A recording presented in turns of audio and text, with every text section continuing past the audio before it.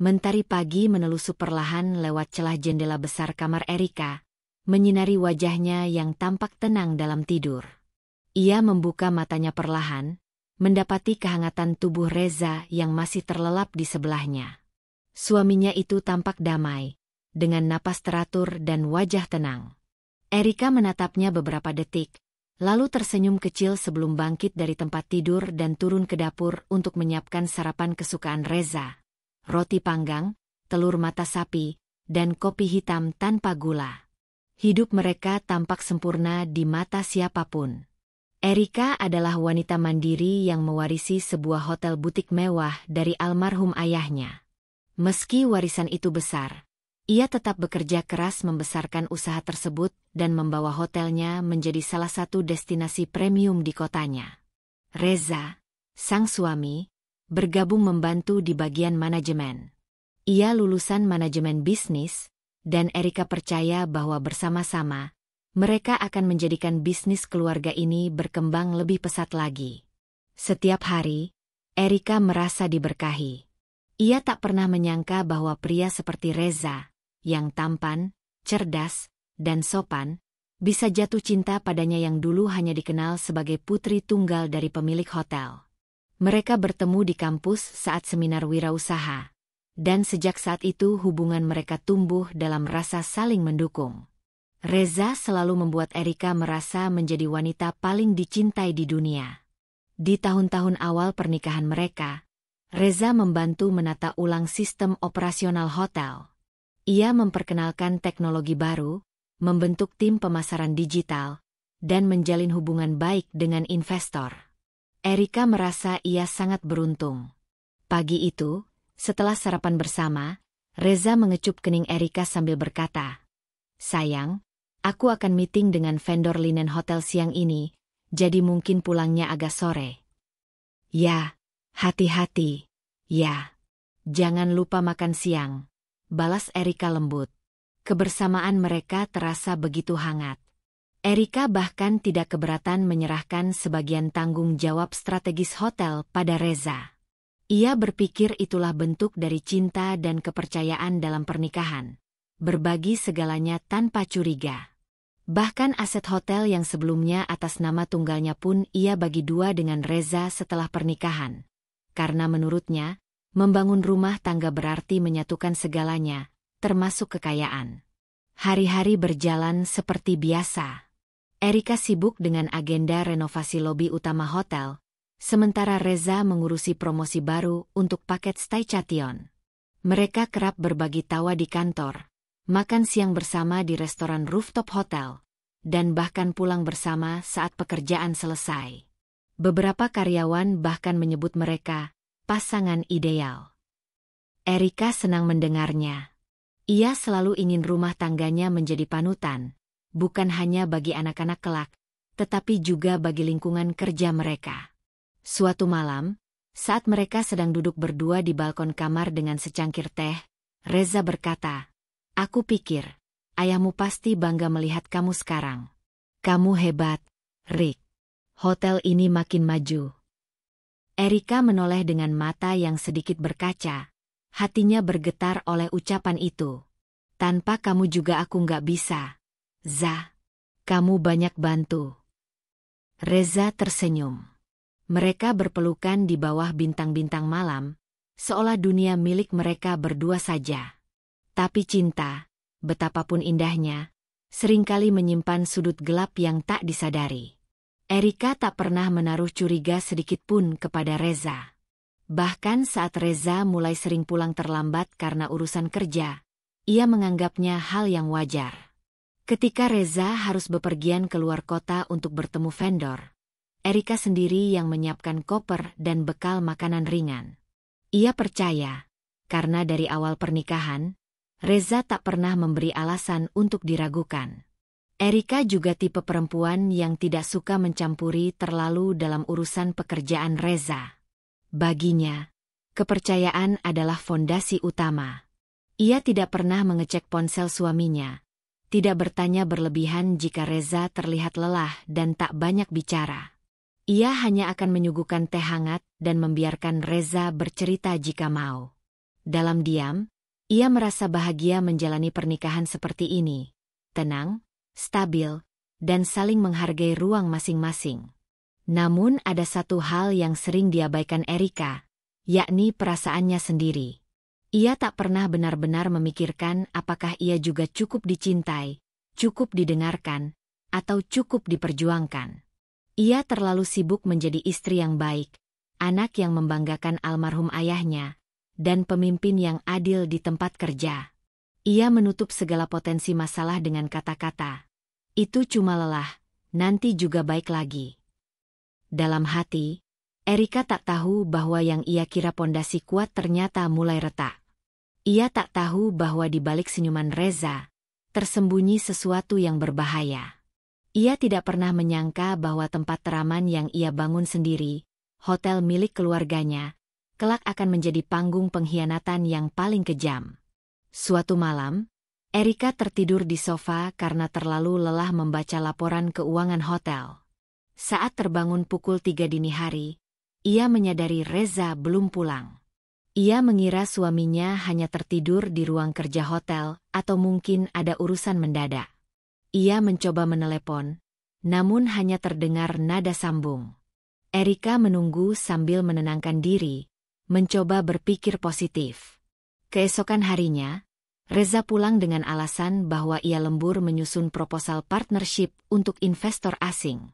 Erika tak bertanya lebih jauh. Ia hanya menyeduhkan kopi dan mengelus bahu suaminya yang tampak kelelahan. Hari demi hari berlalu. Erika kembali sibuk mempersiapkan program CSR hotel yang melibatkan anak-anak panti asuhan. Ia menyusun program edukasi dan wisata edukatif yang menyenangkan. Ia pun makin dikenal di komunitas wirausaha wanita sebagai sosok inspiratif yang sukses membangun bisnis warisan menjadi lebih maju dan berdaya sosial. Saat membuka media sosial hotel suatu malam, Erika membaca komentar tamu. "Hotel ini cocok untuk pasangan muda. Fasilitas private suite-nya sangat menyenangkan dan tenang. Recommended untuk honeymoon kedua." Erika tersenyum saat membaca itu. Ia berpikir mungkin ia dan Reza juga butuh liburan singkat untuk mempererat kembali hubungan yang sedikit renggang. Maka ia pun mengatur jadwal untuk menginap satu malam di salah satu kamar VIP hotel. Tanpa staf tahu bahwa pemilik hotel sedang menikmati fasilitas miliknya sendiri. Reza setuju dengan ringan hati, seolah tak ada yang salah. Malam itu menjadi malam yang indah. Erika dan Reza menikmati makan malam mewah di restoran hotel, lalu naik ke kamar suite dengan pemandangan kota yang memukau. Reza memperlakukan Erika dengan romantis seperti dulu, seakan tak ada jarak di antara mereka. Erika tertidur dalam pelukan Reza dengan perasaan yang hangat, berpikir bahwa mungkin semua hanya tentang kurangnya waktu bersama. Ia tak tahu bahwa kenyataan sesungguhnya jauh dari apa yang ia rasakan malam itu. Di luar kamar tempat mereka beristirahat, sebuah kamar lain di lantai atas telah dipesan dengan nama samaran. Erika belum tahu bahwa kamar itu digunakan oleh seseorang yang seharusnya tak pernah ada dalam rumah tangganya. Dan Erika pun belum tahu bahwa dirinya sedang berdiri di tepi jurang.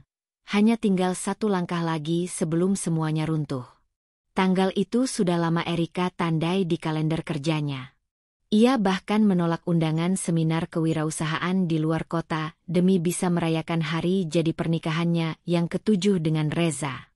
Baginya, pernikahan adalah pondasi hidup yang tak boleh dinomorduakan meski sepadat apapun pekerjaan menumpuk. Ia ingin malam itu menjadi malam spesial, malam yang bisa dikenang seperti tahun-tahun sebelumnya. Sejak pagi, Erika tampak sibuk di dapur meski ia bisa dengan mudah menyuruh koki hotel menyiapkan semuanya. Tapi hari itu ia ingin memasak sendiri, tumis daging lada hitam, sup jagung ayam, dan puding coklat yang menjadi favorit Reza. Sesekali ia tersenyum sendiri saat mencicipi masakan, mengingat kembali saat-saat awal mereka menikah dan sama-sama belajar masak di dapur kecil rumah kontrakan lama. Saat matahari mulai tenggelam, Erika telah mengenakan dress berwarna merah marun lembut, dengan riasan tipis dan rambut yang digelung rapi. Ia menunggu Reza di ruang makan, dengan lilin aromaterapi menyala, Lagu jazz pelan mengalun dari speaker Bluetooth, dan sebotol wine khusus disiapkan untuk merayakan malam bahagia mereka. Namun waktu berjalan pelan. Pukul 6 lewat. Pukul 7 lewat. Pukul 8 malam, Reza belum juga muncul. Erika mulai merasa ada yang janggal. Ia mencoba menelepon, namun tak diangkat. Ia mengirim pesan. "Za, kamu di mana? Aku udah siapin semuanya. Kamu nggak lupa, kan? Tapi centang satu. Hanya centang satu." Erika mencoba berpikir positif. Mungkin Reza sedang dalam perjalanan dan sinyalnya buruk. Atau sedang menyetir.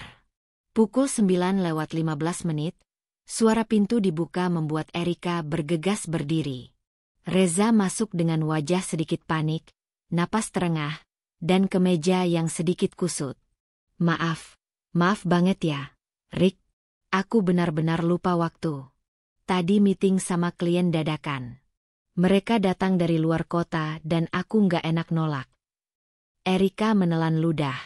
Satu sisi ia ingin marah, tapi sisi lain hatinya masih ingin menjaga malam itu tetap hangat. Ia tersenyum pahit, lalu berkata pelan, "Nggak apa-apa. Makanannya masih hangat." Mereka makan malam bersama, meski tidak seintim yang Erika bayangkan. Reza tampak sibuk dengan ponselnya sesekali, membalas pesan dengan tergesa dan tersenyum sendiri. Erika memperhatikan dari ekor matanya, mencoba menyangkal bahwa ada yang aneh. Ia menenangkan diri dengan berpikir, mungkin benar-benar urusan kerja. Setelah makan malam, Reza berkata, "Aku ada kejutan buat kamu. Tapi harus ganti baju dulu." Ia kemudian masuk ke kamar dan kembali dengan membawa kotak kecil berwarna biru tua, dengan pita perak yang cantik di atasnya. "Selamat ulang tahun pernikahan, sayang," katanya sambil menyerahkan kotak itu. Erika membukanya dan menemukan sebuah kalung berliontin kecil berbentuk hati bertabur berlian. Sangat indah, mewah, dan tentu mahal. Erika tersenyum, meski senyum itu kini mulai terasa ganjil. Ia tidak tahu mengapa, tapi instingnya menolak untuk terlalu hanyut dalam momen manis ini. Sesuatu di dalam hatinya seperti berbisik bahwa ini semua adalah pengalih perhatian. Tapi ia menepis pikiran itu, memeluk Reza, dan berkata, "Terima kasih. Aku senang banget." Malam itu, mereka tidur dalam pelukan seperti dulu. Tapi Erika merasakan sentuhan Reza berbeda. Bukan hangat yang biasa. Bukan pelukan yang tulus. Ada sesuatu yang hampa, ada jeda dalam gerakan, ada kehampaan dalam ciuman. Tapi lagi-lagi, Erika menutup semua sinyal itu dengan satu kalimat dalam hati. Mungkin cuma perasaanku saja. Namun pagi harinya, saat Reza pergi mandi, ponsel miliknya berbunyi. Erika yang sedang melipat selimut tak sengaja melihat layar ponsel Reza menyala dengan notifikasi. "Jangan lupa hari ini, aku kangen." Nama pengirim, R. Erika menahan napas. Jantungnya berdetak cepat. Jari-jarinya gemetar. Ia tahu ia tidak seharusnya membuka ponsel suaminya tanpa izin. Tapi rasa penasaran bercampur cemas memaksanya menyentuh layar itu. Sayangnya, ponsel terkunci dengan sidik jari. Saat Reza keluar dari kamar mandi, Erika tersenyum pura-pura sambil menyerahkan ponsel itu. "Tadi bunyi. Aku kira penting." Reza mengambilnya dan membalas pesan dengan cepat, lalu berkata, "Iya, klien dari kemarin masih nanyain info C. Gila ya, kerjaan kayak nggak ada habisnya." Erika hanya mengangguk. Tapi malam itu, setelah Reza tertidur lebih dulu, Erika duduk termenung di balkon kamar. Hatinya tidak tenang. Pikirannya tak berhenti memutar ulang kejadian-kejadian kecil beberapa bulan terakhir. Reza yang makin sering lupa jadwal, Reza yang kadang pulang tengah malam, Reza yang suka mematikan notifikasi ponselnya saat di rumah, dan sekarang pesan itu. Besoknya, Erika mencoba membuang jauh-jauh kecurigaannya dan kembali tenggelam dalam pekerjaan. Ia bertemu dengan arsitek untuk membicarakan proyek rooftop garden hotel. Ia menyambut tamu investor dari Singapura yang ingin melihat potensi kerjasama. Dan ia menghadiri acara gala dinner Asosiasi Perhotelan Kota sebagai keynote speaker. Namun, sepanjang acara, pikirannya sesekali teralihkan. Ia mulai menyadari betapa banyak bagian dari hidup Reza yang ia tidak tahu akhir-akhir ini. Ia dulu tahu jadwal Reza luar kepala. Tapi kini bahkan ia tidak tahu Reza sedang rapat di mana, atau bertemu dengan siapa. Sore itu, ketika ia sedang di pantry hotel, salah satu staf bagian reservasi menghampirinya dengan sikap ragu. "Bu Erika, maaf mengganggu, tapi tadi siang ada tamu yang memesan kamar suite atas nama Budi Setiawan. Tapi data KTP-nya nggak sesuai, dan wajahnya mirip sekali dengan Pak Reza." Erika menoleh tajam. "Kamar nomor berapa?" "Suite 805, Bu. Tapi sudah check out sejam lalu." Erika tak menjawab. Ia hanya mengangguk dan bergegas ke ruang kontrol CCTV. Ia belum siap untuk membuka kebenaran, tapi perasaannya mengatakan bahwa malam-malam panjang yang ia lalui penuh kenangan itu kini mulai berubah menjadi rangkaian kebohongan yang terencana. Dan malam ini, saat ia menatap langit kota dari balkon kamarnya seorang diri, Erika menyadari bahwa rumah tangganya mungkin tidak seutuh yang ia kira. Ia tidak ingin mendahului takdir. Tapi ia juga tidak ingin dibutakan oleh cinta yang perlahan menusuk dari belakang. Malam ulang tahun pernikahan mereka berakhir tanpa pertengkaran. Tapi juga tanpa damai di hati Erika. Ia tak tahu bahwa badai sesungguhnya baru akan dimulai. Langit mendung bergelayut ketika Erika duduk sendirian di sudut kafe hotel. Di depannya tergeletak beberapa berkas laporan operasional dan proposal renovasi cabang baru hotel. Namun pikirannya tidak sepenuhnya fokus pada angka-angka itu. Sejak ulang tahun pernikahan yang aneh itu, keheningan dalam rumah tangganya dengan Reza terasa semakin nyata. Reza masih bersikap seperti biasa. Pagi mencium kening, siang sesekali mengirim pesan manis, dan malam pulang dengan alasan pekerjaan yang menumpuk. Tapi semua itu terasa mekanis, seperti ritual yang kosong makna. Erika adalah tipe perempuan yang tak ingin mencampuri terlalu dalam urusan suaminya.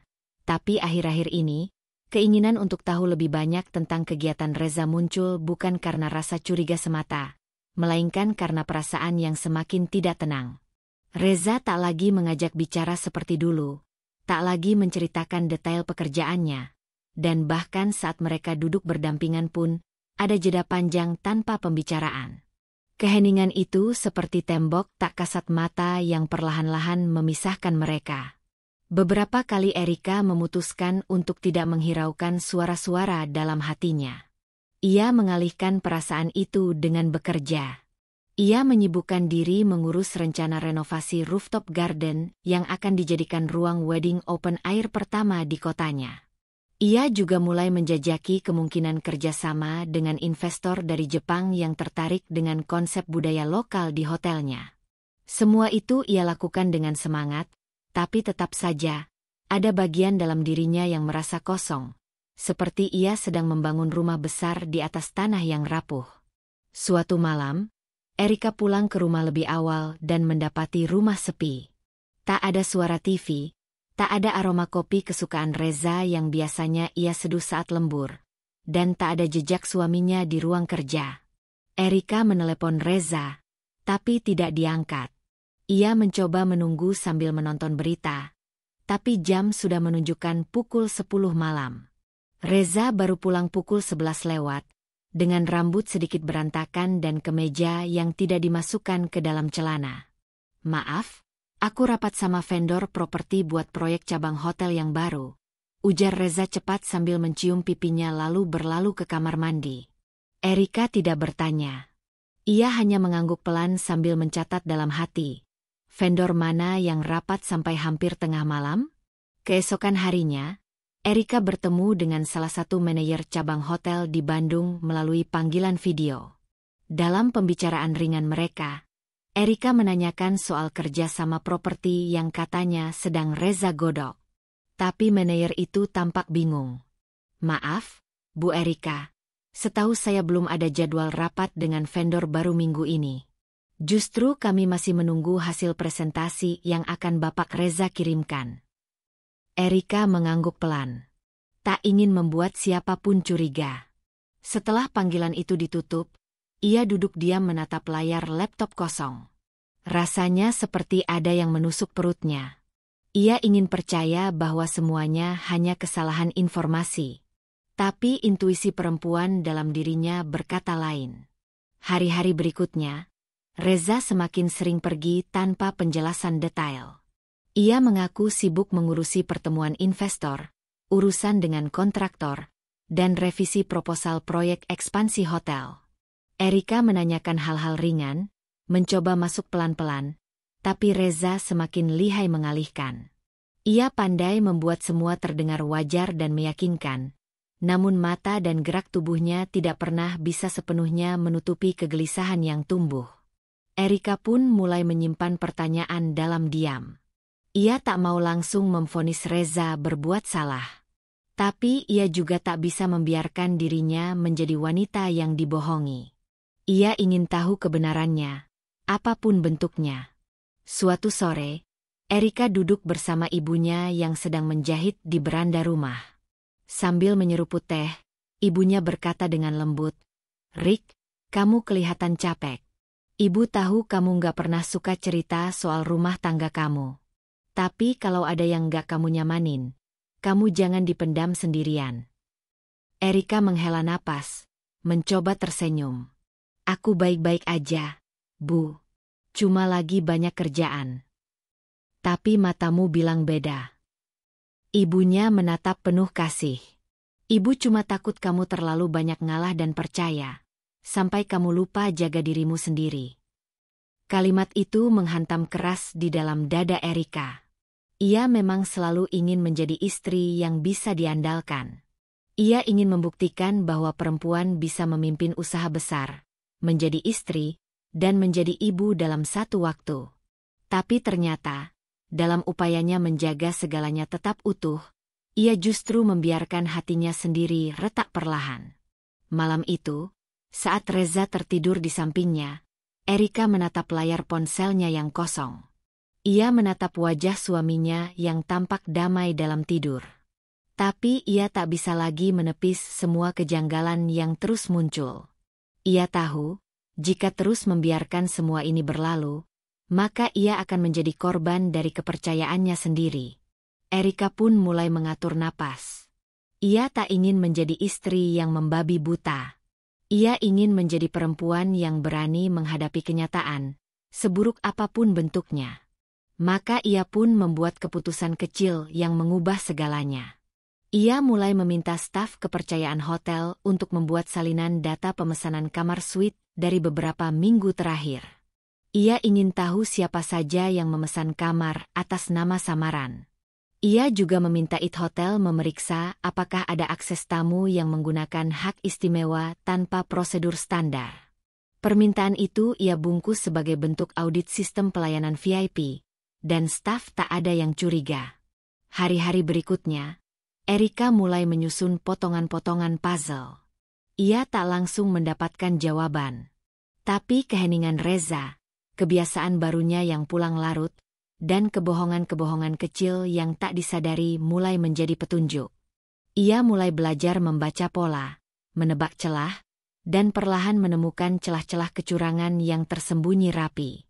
Namun di balik semua itu, hatinya tetap digelayuti rasa sedih. Sebab yang ia curigai bukan orang asing, melainkan pria yang ia peluk setiap malam. Pria yang pernah membuatnya percaya bahwa cinta bisa membangun dunia. Erika tidak tahu bahwa sebentar lagi, dunia yang ia bangun itu akan goyah dengan kenyataan yang jauh lebih menyakitkan daripada sekadar dugaan. Tapi satu hal yang ia tahu pasti, ia tak akan tinggal diam lagi. Dan pada suatu pagi yang sunyi, saat ia menatap cermin dan melihat bayangan wajah yang letih tapi penuh tekad, Erika berbisik pada dirinya sendiri. Kalau benar dia mengkhianatiku, aku akan berdiri. Aku tidak akan tumbang karena cinta. Pagi itu, Erika duduk di balkon rumah sambil menatap taman kecil yang ia rawat sendiri. Angin membawa harum bunga melati yang baru mekar. Di tangannya, ada secangkir teh hijau yang mulai dingin, dan di pikirannya, masih mengalir keraguan yang tak mau mengendap. Sudah beberapa minggu sejak ia mulai merasakan perubahan sikap Reza, dan meski belum ada bukti nyata, instingnya berkata bahwa ada sesuatu yang disembunyikan. Tapi pagi ini, semua terasa berbeda. Reza yang beberapa hari terakhir terasa dingin dan sering pulang larut, tiba-tiba muncul di belakang Erika dengan senyum lebar dan seikat bunga lili putih, bunga favorit Erika. Ia mengecup pipi istrinya dan berkata, "Maaf ya, akhir-akhir ini aku banyak pikiran. Aku mau kita quality time. Bagaimana kalau kita stay chattion 2 malam di hotel kita sendiri? Di kamar suite, seperti dulu pas awal-awal buka hotel." Erika sempat terdiam, antara terharu dan bingung. Ini bukan kebiasaan Reza. Ia bukan tipe pria romantis yang suka kejutan dadakan seperti ini. Tapi ia juga bukan tipe yang bisa menolak sesuatu yang terlihat begitu tulus. Apalagi setelah berhari-hari didera keraguan yang membuat dadanya sesak. "Kita? Di kamar suite kita?" tanyanya pelan. "Iya, kita berdua. Aku udah pesan langsung lewat resepsionis. Aku bahkan minta kamar didekorasi ulang. Kita butuh ini, Rick. Kita butuh nyalain lagi api itu," ucap Reza sambil menggenggam tangan Erika. Dan akhirnya, mereka pun pergi. Di malam pertama stay chattion, kamar suite mereka tampak sangat indah. Ada kelopak bunga di atas tempat tidur, lilin aromaterapi di sudut ruangan, dan makan malam romantis dengan steak dan wine favorit mereka. Reza memijat pundak Erika yang tegang, mengajaknya tertawa, dan mendengarkan cerita-ceritanya soal proyek renovasi rooftop hotel yang akan segera dimulai. Erika nyaris percaya bahwa semuanya baik-baik saja. Malam itu mereka bercinta, dan sejenak Erika merasa bahwa mungkin semua dugaannya hanyalah kecemasan yang berlebihan. Tapi rasa damai itu tidak bertahan lama. Keesokan paginya, saat Reza pamit untuk turun ke lobi sebentar karena ada telepon penting dari kontraktor, Erika masih berbaring di tempat tidur, mengusap perutnya yang terasa hangat, mencoba meyakinkan diri bahwa ini adalah awal yang baru. Tapi 20 menit, 30 menit, hingga 1 jam berlalu, Reza tak kunjung kembali. Ia menelepon ponsel Reza, tak dijawab. Lalu ia turun ke lobi, berharap bisa menyusul. Tapi resepsionis bilang mereka tidak melihat Reza lewat. Erika mulai merasa aneh. Ia berjalan menuju lounge dan sempat melihat sekilas sosok yang mirip Reza masuk ke lorong VIP yang menuju ke area kamar suite lainnya. Rasa penasaran itu membuncah, tapi ia menahannya. Ia kembali ke kamar, pura-pura tidak tahu apa-apa. Tak lama kemudian, Reza kembali. Wajahnya sedikit berkeringat, kancing atas kemejanya terbuka. "Sorry ya, ternyata ada meeting dadakan sama orang lama. Aku harus handle sebentar. Tadi video call-an di lounge." Erika hanya mengangguk. Tapi dalam hatinya, muncul luka kecil yang belum bisa ia beri nama. Malam itu mereka kembali bercinta. Tapi kali ini, hati Erika tak sepenuhnya ada di sana. Ia mulai meragukan setiap sentuhan, setiap tatapan, dan setiap kata manis yang keluar dari mulut Reza. Dan pagi berikutnya, sebelum mereka check out, Erika menerima kejutan ulang. Reza memberikan hadiah jam tangan mewah bermerek Swiss, yang ia tahu harganya bisa menutup biaya pendidikan anak mereka selama setahun. Sebagai bentuk apresiasi. "Kamu istri luar biasa, Rick," ucap Reza. Erika tersenyum. Tapi senyum itu dingin. Di balik hadiah mahal dan stay chattion romantis ini, ia merasa sedang dikaburkan dari sesuatu yang besar. Ia tak bodoh. Ia tahu gaya Reza. Reza bukan tipe yang royal tanpa alasan. Ini seperti ganti rugi. Seperti sesuatu yang harus dibayar agar tak terungkap. Dan firasatnya benar. Malam itu, saat mereka sudah kembali ke rumah, Erika duduk lama di ruang kerja pribadi.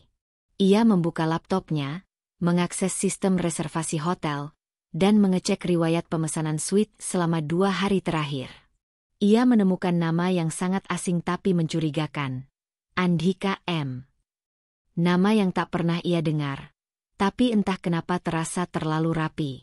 Ia mencetak data itu, dan mencatat nomor kamar yang dipakai. Malamnya, Erika tak bisa tidur. Bayangan Reza berjalan di lorong hotel, masuk ke kamar suite lain, lalu kembali padanya seperti tak terjadi apa-apa, menghantuinya seperti mimpi buruk yang belum lengkap. Hari-hari setelah Staycation terasa lebih sunyi. Erika kembali tenggelam dalam pekerjaan, tapi matanya kini lebih awas. Ia tidak lagi sekadar memeriksa laporan. Ia membaca antara baris-baris data, menyusun pola-pola yang mencurigakan. Dan yang paling menyakitkan adalah kenyataan bahwa Reza, suaminya, sanggup melakukan semuanya dengan wajah tanpa dosa. Erika menyadari bahwa bunga yang Reza berikan mungkin benar-benar wangi, tapi di balik itu semua ada luka yang tersembunyi rapi. Luka yang bukan berasal dari teriakan atau kekerasan, tapi dari pengkhianatan diam-diam yang dilakukan oleh seseorang yang ia percaya sepenuh hati. Namun Erika tak menangis. Ia menyimpan semua itu. Ia tahu, air mata hanya akan membuatnya terlihat lemah di hadapan orang yang belum tentu menyesal. Ia memilih untuk diam dan menunggu. Menunggu saat yang tepat untuk membuka semua kartu di atas meja. Dan dalam keheningan malam, sambil menatap langit-langit kamar tidurnya, Erika berjanji pada dirinya sendiri. Jika memang benar ada wanita lain, maka Reza akan melihat siapa yang sebenarnya lebih kuat. Ia tak akan berteriak. Ia tak akan mengamuk. Tapi ia akan menunjukkan bahwa hati seorang perempuan, saat disakiti terlalu dalam, bisa berubah menjadi kekuatan paling tajam yang pernah ada. Hari itu Erika datang lebih awal ke hotel. Biasanya ia hanya mengecek operasional dari rumah atau kantor pusat. Tapi entah mengapa pagi ini ia merasa perlu melihat langsung. Udara terasa gerah, meskipun AC di lobi sudah bekerja optimal. Mungkin karena pikirannya yang sudah seminggu ini gelisah. Staycation bersama Reza memang sudah lewat beberapa hari, tapi sesuatu masih mengganggunya.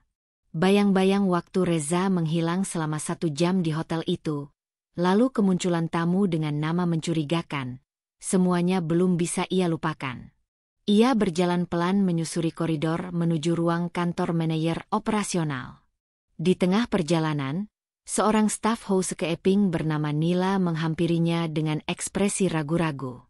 Bu Erika, maaf, saya mau lapor sesuatu, tapi saya nggak yakin ini penting atau bukan. Ucap Nila pelan, menunduk, seolah takut mengusik sesuatu yang tidak seharusnya dibuka. Erika langsung menatapnya tajam, tapi bukan marah, melainkan penuh perhatian. Apa itu, Nila? Nggak apa-apa, bilang aja. Nila menarik napas panjang. Beberapa hari ini, ada tamu yang masuk ke kamar suite, tapi pakai nama yang aneh. Nama di sistem, Andhika M. Tapi kami semua tahu wajahnya nggak asing. Kayak, ya, mirip banget sama Pak Reza, Bu. Erika langsung diam. Napasnya sempat tercekat. Terus. Dia datangnya kadang siang, kadang malam, tapi selalu minta privasi ekstra. Pakai akses langsung dari lift staff ke lantai suite. Dan ada satu hal lagi, Bu. Nila menelan ludah. Kemarin sore saya sempat lihat, beliau masuk kamar sama seorang perempuan. Bukan ibu. Dunia Erika terasa berhenti sejenak. Suara di lobi mendadak memudar. Seperti dunia meredam semua bunyi demi memberi ruang pada detak jantungnya yang mendadak kacau. Tapi ia tetap tenang. Wajahnya tak berubah. Ia menepuk bahu Nila pelan. Terima kasih sudah cerita. Jangan bilang siapa-siapa dulu ya. Saya akan tindak lanjuti sendiri. Nila mengangguk, lalu segera berlalu. Erika melangkah cepat ke ruang IT di lantai 2. Ia tahu seluruh data reservasi, rekaman CCTV, dan log akses lift tersimpan di sana. Ia membuka pintu tanpa mengetuk dan langsung menghampiri Denny, kepala tim IT yang sudah lama dipercaya. Denny, Aku butuh data reservasi dan akses lift 3 minggu terakhir untuk semua kamar suite. Terutama yang menggunakan nama Andika M. Dan satu lagi, rekaman CCTV dari lorong suite selama tanggal-tanggal itu. Denny sempat ragu. Ini butuh otorisasi khusus, Bu. Erika langsung menunjukkan ID direktur utama dengan tanda tangan digitalnya. Aku yang minta. Sekarang. Tak sampai 1 jam, data lengkap ada di tangan Erika. Ia duduk di ruangan meeting kecil, sendirian, menatap layar besar yang menampilkan rekaman dari kamera lorong suite. Pada rekaman 3 hari lalu, ia melihatnya. Reza. Wajahnya jelas. Mengenakan kemeja biru navy dan celana chino. Wajah yang sama, senyum yang sama, tapi tangan yang tidak sama. Karena kini tangan itu menggenggam tangan perempuan muda berambut panjang, mengenakan dress merah terang, dengan langkah percaya diri masuk ke kamar suite 1803. Erika tak berkedip. Ia memutar ulang, memperbesar frame, memperlambat gerakan. Itu Reza. Suaminya. Pria yang selama ini tidur di ranjang yang sama dengannya. Dan wanita itu bukan siapa-siapa. Tapi jelas bukan teman kerja. Bukan kolega bisnis. Bukan adik. Bukan staf. Erika merasa dadanya terbakar. Ada gumpalan panas menyebar dari perut ke tenggorokan. Tangannya menggenggam kursi begitu kuat hingga buku jarinya memutih. Tapi ia tak menangis. Tidak kali ini. Ia terus menelusuri data. Nama, Andika M. Ternyata sudah digunakan sejak 2 bulan lalu. Kamar yang sama. Tanggal-tanggal acak. Tapi pola itu jelas. Reza datang saat Erika sedang ada rapat luar kota, atau sibuk dengan proyek lain. Selalu saat Erika tidak berada di hotel. Erika memutar satu lagi rekaman. Kali ini dari lift akses khusus. Reza masuk sendirian dari basement, bersama wanita itu, dengan ID staff yang digunakan hanya oleh kepala keamanan. Ia bahkan sudah menyuap sistem keamanan. Erika bersandar di kursi, mengusap wajahnya yang kini mulai terasa panas. Dadanya sesak, tapi bukan oleh kesedihan, oleh kekecewaan yang terlalu dalam. Ini bukan hanya soal perselingkuhan. Ini pengkhianatan terhadap hati, kepercayaan, dan bahkan bisnis keluarga yang selama ini ia perjuangkan. Ia menutup semua file, mencetak bukti-bukti, dan memasukkannya ke dalam map coklat. Ia tahu apa yang akan ia lakukan. Tapi ia juga tahu, ia tidak bisa gegabah. Emosinya boleh terbakar, tapi tindakannya harus tetap dingin dan terencana. Malam itu, di rumah, Reza bersikap seperti biasa. Bahkan lebih manis dari biasanya. Ia memeluk Erika dari belakang saat wanita itu tengah menyetrika bajunya sendiri. Besok kamu ada acara apa, Rick? Tanya Reza, suaranya ringan. Erika hanya tersenyum. Besok? Aku sepertinya di hotel seharian. Oh ya? Mau bareng makan siang? Reza menawarkan, menatap mata Erika dengan ekspresi tulus yang bagi Erika kini terasa seperti topeng. Erika tersenyum kecil. Kita lihat nanti ya. Reza menciumnya di kening, lalu berjalan ke kamar. Erika berdiri diam, menatap setrika yang masih menyala. Dalam pikirannya, ia hanya bisa berkata dalam hati, berpura-puralah sepuasmu, Reza. Aku sudah lihat semuanya. Aku sudah tahu wajah aslimu. Dan ini baru permulaan. Esok harinya, Erika kembali ke hotel lebih pagi dari biasanya.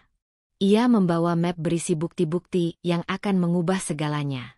Ia memanggil pengacaranya untuk bertemu di ruang rapat pribadi dan menunjukkan semua bukti pengkhianatan. Bu Erika, semua ini valid. Kita bisa proses tindakan hukum atau persiapan pengalihan aset sesuai ketentuan pranikah, ujar sang pengacara setelah memeriksa semua dokumen. Erika mengangguk. Saya tidak mau dia tahu dulu.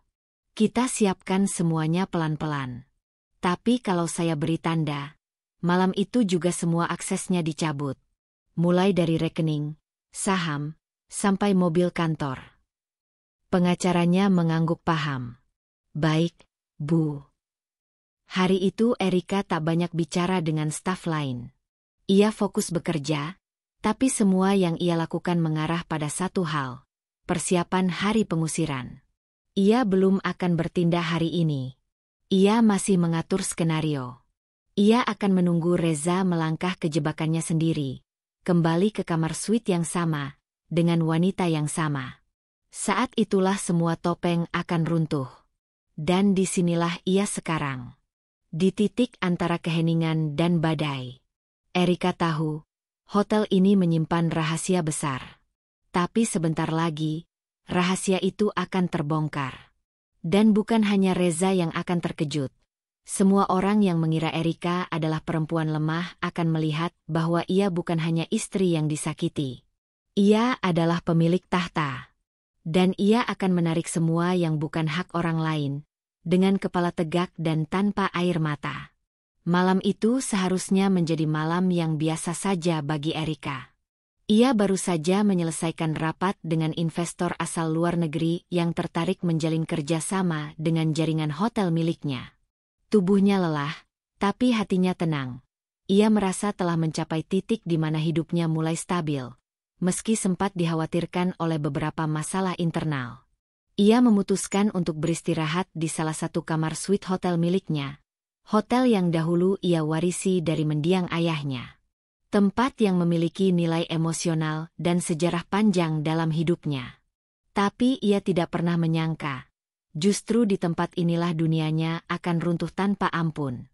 Sesaat setelah memasuki area suite dengan kunci master yang ia miliki sebagai pemilik, Erika merasa ada sesuatu yang aneh. Lampu tidak sepenuhnya padam. Ia bisa mendengar suara samar, suara tawa kecil perempuan yang asing di telinganya, dan suara laki-laki yang sangat ia kenal. Jantung Erika berdetak cepat. Ia berpikir mungkinkah staf hotel meminjamkan kamar itu? Tapi protokol hotel tidak mungkin melanggar standar begitu saja. Apalagi untuk kamar suite yang tidak dijadwalkan terisi malam itu. Dengan langkah perlahan, Erika menyentuh gagang pintu kamar utama. Tangan kirinya gemetar, kunci masih tergenggam. Hatinya berdebar keras seperti genderang perang. Saat pintu terbuka sedikit, matanya langsung membelalak. Di ranjang besar dengan selimut yang terbuka separuh, tampak tubuh Reza, suaminya, dalam keadaan tanpa busana bersama seorang wanita muda berambut panjang. Mereka tertawa kecil, saling menyuapi buah dan mencium mesra seolah-olah dunia milik mereka berdua. Dunia yang seharusnya dihormati, karena itu milik Erika. Tubuh Erika terasa seperti lumpuh sesaat. Kakinya terasa tak berpijak, seolah semua udara di paru-parunya menguap tanpa sisa. Ia menutup mulutnya, menahan teriakan yang hampir keluar. Ia mundur perlahan, menutup pintu tanpa suara. Air mata menggenang, bukan hanya karena dikhianati, tapi karena pengkhianatan itu dilakukan di tempat yang ia bangun dan rawat dari nol, tempat yang diwariskan dengan penuh perjuangan oleh ayahnya. Bagaimana mungkin Reza begitu tega? Erika tak langsung pulang. Ia duduk di ruang pengawasan CCTV, meminta rekaman dengan alasan audit internal. Ia ingin tahu apakah ini pertama kalinya Reza membawa wanita ke kamarnya. Dan ternyata tidak. Beberapa pekan terakhir, tercatat beberapa kali Reza memesan kamar yang sama, menggunakan identitas orang lain, dan wanita yang dibawanya pun bukan hanya satu. Erika merasa perutnya mual, kepalanya berdenyut, dan jiwanya tercabik. Selama ini Reza bersikap manis, lembut, dan perhatian di rumah. Tapi di belakangnya, ia menginjak harga diri istrinya tanpa ampun. Malam itu Erika tidak menangis keras. Ia hanya duduk di ruang kantor pribadinya di lantai atas hotel, memandangi langit malam dari balik jendela kaca. Ia mengingat semua pengorbanan yang pernah ia lakukan untuk Reza. Bagaimana dulu ia membela Reza dari cibiran keluarganya sendiri karena menikahi pria biasa. Bagaimana ia membukakan akses bisnis, memperkenalkan Reza ke jejaring klien penting, bahkan memberinya kepercayaan atas saham hotel. Dan kini, inilah balasan yang ia terima. Suaminya tidur dengan wanita lain, di hotel miliknya, di kasur yang ia desain sendiri dengan penuh cinta. Ia memejamkan mata dan menarik napas panjang. Tangannya mengepal kuat di atas meja. Ia tahu, air mata tidak akan menyelamatkannya. Rasa sakit ini terlalu dalam untuk hanya ditangisi. Ia harus bertindak. Bukan dengan kemarahan yang membabi buta, tapi dengan strategi yang tenang.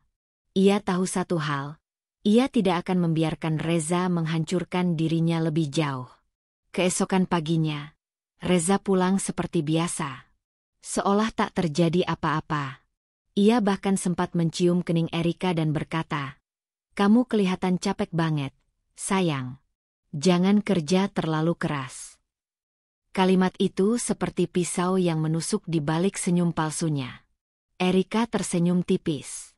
Ia menahan diri untuk tidak melabrak saat itu juga. Ia ingin Reza merasa aman. Ia ingin melihat sampai sejauh mana laki-laki itu bisa berpura-pura. Sepanjang hari, Erika menyimpan semua rasa sakitnya dalam dada. Ia tetap bekerja seperti biasa, menerima tamu penting, memimpin rapat tim pemasaran, dan memberi arahan untuk renovasi cabang hotel terbaru di kota tetangga. Tapi di balik layar, ia mulai menghubungi notaris dan pengacaranya. Ia meminta pengecekan semua dokumen aset yang selama ini berada atas nama Reza, termasuk saham yang dulu ia berikan sebagai tanda cinta dan kepercayaan. Semua sedang dipersiapkan untuk diamankan kembali. Malam harinya, saat Reza tertidur, Erika kembali memandangi wajah suaminya. Wajah yang dulu begitu ia cinta, kini terasa asing dan menjijikkan. Ia tak tahu apakah ia bisa memaafkan, tapi satu hal yang pasti, ia tidak akan tinggal diam. Hotel ini, kehidupannya, dan harga dirinya bukan milik Reza untuk diinjak. Di ruang kerja rumahnya, Erika menyalakan laptop dan mulai menulis surat pencabutan akses manajerial terhadap Reza, menyusun daftar kebijakan internal untuk membatasi ruang gerak suaminya di perusahaan, serta menyiapkan bukti-bukti perselingkuhan yang sah secara hukum jika nanti ia ingin menggugat cerai. Ia juga menyiapkan pemanggilan rapat internal Dewan Direksi untuk membahas transisi struktur manajemen yang akan menyingkirkan Reza secara perlahan namun pasti. Hatinya remuk, tapi pikirannya tetap jernih. Ia tahu, ini bukan waktunya untuk menjadi wanita lemah. Ia adalah pemilik hotel besar, seorang ibu, dan putri dari keluarga yang memiliki kehormatan. Ia harus bangkit, bukan demi balas dendam, tapi demi martabatnya sendiri. Pagi berikutnya, Erika berdiri di depan cermin. Ia melihat sosok wanita yang mulai terlihat lelah, tapi juga kuat. Ia menyentuh wajahnya yang sembab, menghapus sisa air mata, dan berkata pada dirinya sendiri, "Kamu tak akan hancur hanya karena satu pengkhianatan. Kamu lebih besar dari rasa sakit ini." Ia mengenakan blazer merah gelap, tanda bahwa hari ini ia siap menghadapi dunia. Dan dalam hati kecilnya, ia bersumpah bahwa tak akan ada lagi air mata untuk pria bernama Reza. Yang ada hanyalah langkah demi langkah menuju keadilan. Erika duduk di ruang kerjanya, memandangi layar CCTV yang kemarin merekam kejadian memilukan itu. Tubuhnya masih terasa gemetar, bukan karena takut, tapi karena amarah yang ia tahan agar tidak meledak. Reza, pria yang selama ini ia percaya sepenuh hati, dengan mudahnya membawa wanita lain ke kamar suite hotel yang ia rawat penuh cinta. Hotel itu bukan sekadar tempat usaha. Itu warisan mendiang ayahnya, yang ia perjuangkan mati-matian agar tetap bertahan di tengah kerasnya persaingan bisnis perhotelan. Namun, di tengah kehancuran batin itu, Erika justru merasa bahwa ia tak boleh tenggelam dalam air mata. Tangisan tidak akan mengembalikan harga dirinya yang telah diinjak-injak. Ia bangkit, perlahan namun pasti. Ada satu hal yang harus ia pastikan sekarang, bahwa Reza tidak akan pernah bisa merampas apa yang telah ia bangun dengan keringat dan cinta. Ia harus segera menyusun rencana, bukan untuk membalas dendam, tapi untuk menyelamatkan apa yang tersisa dari kepercayaan dan martabatnya. Tanpa banyak bicara kepada siapapun, Erika mulai bergerak diam-diam. Ia menghubungi sahabat lamanya, Maya, yang kini bekerja sebagai notaris senior di kantor hukum ternama. Pertemuan itu berlangsung di sebuah kafe kecil yang jauh dari hotel tempat Reza biasa datang. Maya langsung menangkap keseriusan dari wajah Erika yang selama ini dikenal lembut dan penuh senyum. "Aku butuh bantuannya untuk mengamankan semua asetku, Mei," ucap Erika dengan suara pelan namun mantap. "Aku tak ingin Reza bisa menyentuh 1 rupiah pun dari yang aku miliki." Maya mengangguk, membuka laptopnya dan mulai mencatat. Ia tahu Erika bukan tipe perempuan yang mudah panik. Jika ia datang dan meminta bantuan dengan tatapan seperti itu, berarti situasinya sudah sangat serius. Erika menceritakan semuanya, dari perselingkuhan Reza hingga bagaimana selama ini sang suami mencoba ikut campur dalam urusan hotel, padahal tidak memiliki kontribusi modal sepeser pun. "Pertama, kita harus pastikan semua aset yang atas namamu benar-benar bersih dari kemungkinan digugat balik. Lalu, periksa kembali surat nikahmu. Apakah harta itu termasuk harta bersama atau bukan?" jelas Maya sambil mengetik. "Kita bisa buat surat pernyataan, pembekuan akses keuangan, dan revisi surat kuasa pengelolaan hotel." Langkah demi langkah ditata dengan rapi. Erika menyadari bahwa ia harus cerdas dan teliti. Ia mengatur ulang manajemen keuangan hotel, mencabut semua otorisasi yang sebelumnya diberikan kepada Reza, baik yang berhubungan dengan supplier, perbankan, maupun staf keuangan. Semua dilakukan dengan cepat dan senyap, agar Reza tidak curiga. Selama itu pula, Reza masih bersikap seperti biasa. Bahkan ia mencoba bersikap lebih manis dari biasanya, seolah merasa bersalah tapi belum tahu bahwa semuanya sudah terbongkar. Ia pulang dengan wajah manis, membawakan bunga, mengajak makan malam, dan memuji masakan Erika dengan penuh semangat. Erika hanya menanggapi dengan senyuman datar, tak ingin memancing kecurigaan. Dalam hatinya, ia hanya berpikir, "Nikmati saja masa-masa terakhir kenyamananmu, Reza. Aku akan pastikan kau tidak bisa menyentuh apapun lagi setelah ini." Untuk memperkuat posisinya, Erika juga berkonsultasi dengan seorang pengacara keluarga yang pernah membantu ayahnya dulu.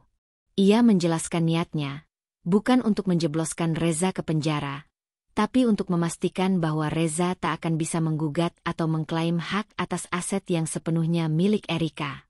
Pengacara itu setuju, dan mulai menyusun dokumen-dokumen hukum yang bisa memberikan perlindungan maksimal pada Erika. Di sisi lain, Erika juga mulai menelusuri jejak digital Reza. Ia ingin tahu sejauh mana perselingkuhan itu telah berlangsung, dan siapa sebenarnya wanita yang telah merebut suaminya. Dari data reservasi hotel hingga transaksi kartu kredit yang pernah ia limpahkan ke Reza, semuanya ia periksa. Ia menemukan beberapa catatan mengarah pada pengeluaran-pengeluaran mencurigakan, pembelian perhiasan, pakaian mewah, makan malam mahal, dan bahkan booking hotel di luar kota. Semua itu membuat Erika semakin yakin bahwa ia tidak hanya sedang menghadapi suami yang berselingkuh, tetapi juga seorang manipulator yang secara perlahan ingin menggerogoti hartanya. Sementara itu, Erika tetap menjalankan pekerjaannya di hotel dengan profesional. Ia tak ingin para staf mencium aroma masalah. Bahkan ia tetap ikut dalam rapat mingguan manajemen, menyapa tamu hotel dengan hangat, dan memimpin pertemuan dengan investor. Tapi dalam diam, ia menyusun jebakan pelan-pelan. Di rumah, Reza mulai merasa aneh. Ia mendapati kartu kreditnya ditolak saat hendak membeli gadget baru, dan rekeningnya tiba-tiba diblokir. Ketika ia bertanya pada Erika, wanita itu hanya berkata dengan santai, "Aku sedang melakukan audit internal. Semua akses keuangan akan dibekukan sementara sampai selesai." Reza masih bisa menerima alasan itu, walau ia mulai merasa tidak nyaman. Namun Erika tetap bersikap tenang, bahkan lebih perhatian dari biasanya. Ia tahu bahwa taktiknya berhasil. Reza tidak mencium bahwa badai besar sedang menantinya. Pada suatu malam, Erika duduk di kamar kerjanya dengan lampu redup. Ia membaca semua dokumen hukum yang telah disusun Maya dan pengacaranya. Matanya menatap tajam ke lembaran surat kuasa dan dokumen perjanjian pranikah yang sebelumnya tak terlalu ia pedulikan. Kini semuanya telah diperbarui dan disahkan. Aset-aset seperti properti, saham hotel, dan rekening perusahaan telah dipisahkan dan diamankan dari nama Reza. Erika juga telah menyiapkan satu kejutan terakhir, rekaman CCTV malam itu. Ia telah menyalin file tersebut ke dalam flash disk, disimpan rapi bersama dokumen-dokumen di dalam brankas pribadi. Ia tidak berniat menyebarkannya, tapi jika nanti Reza mencoba melawan, Erika punya bukti tak terbantahkan. Malam itu, untuk pertama kalinya setelah sekian hari, Erika bisa tidur dengan tenang. Bukan karena luka hatinya sudah sembuh, tapi karena ia merasa telah mengambil kendali atas hidupnya sendiri. Ia sadar bahwa cinta kadang bisa membuat orang buta, tapi logika harus tetap digunakan saat harga diri sudah diinjak-injak. Keesokan paginya, Erika duduk di balkon dengan secangkir kopi, memandangi langit yang mulai cerah. Ia tahu rencananya hampir selesai. Satu langkah terakhir tinggal menunggu eksekusi, mengusir Reza dari hidupnya, secara sah dan terbuka. Tapi itu akan ia lakukan bukan dengan emosi, melainkan dengan kekuatan dan martabat. Bukan air mata yang akan menyelamatkanku, gumam Erika pelan. Tapi keberanian untuk tidak lagi percaya pada kebohongan. Dengan itu, ia bangkit, bersiap untuk hari-hari berikutnya. Ia bukan lagi Erika yang sama seperti beberapa minggu lalu. Ia kini adalah wanita yang disakiti, namun tak mau tenggelam dalam penderitaan. Ia memilih untuk bangkit, dengan kepala tegak dan hati yang kuat, karena ia tahu, keadilan harus diperjuangkan dengan akal, bukan amarah. Dan saat waktunya tiba, Reza akan tahu bahwa wanita yang ia remehkan adalah wanita yang jauh lebih kuat dari yang ia bayangkan. Malam itu, udara di langit Jakarta terasa sedikit lembab. Langit mendung menyelimuti gedung hotel megah milik Erika, tempat di mana permainan cinta dan pengkhianatan telah berlangsung diam-diam. Erika berdiri di balkon kantor suite miliknya yang berada di lantai tertinggi, memandangi kota dengan wajah penuh ketenangan namun dalam dadanya, badai sedang berputar kencang. Hari itu akhirnya datang, hari di mana ia akan menyaksikan sendiri karma bekerja dengan telak. Hari di mana Reza, suami yang dulu ia cintai sepenuh hati, akan menerima ganjaran atas penghinaan dan pengkhianatan yang telah ia lakukan. Seminggu sebelumnya, Erika telah mengatur semuanya dengan teliti. Ia menugaskan manajer keamanan hotel untuk diam-diam menyelidiki setiap reservasi kamar yang menggunakan nama Reza, atau nama samaran apapun yang ia duga digunakan oleh suaminya. Erika juga bekerja sama dengan pengacaranya, Bu Eliza, wanita tangguh yang telah lama mengenalnya sejak awal membangun bisnis. Dalam pertemuan tertutup di ruang kerjanya, Erika menunjukkan semua bukti pengkhianatan yang ia kumpulkan selama ini. Foto, rekaman CCTV, hingga transkrip pesan singkat Reza dengan wanita itu. Dia pasti akan kembali lagi ke kamar yang sama. Itu tempat favoritnya selama ini. Anggap itu seperti sarang pengkhianatan, ujar Erika dengan nada tenang namun tegas. Dan saat dia kembali, pastikan aku ada di sana. Dan benar saja, malam itu, informasi yang ditunggu-tunggu akhirnya tiba.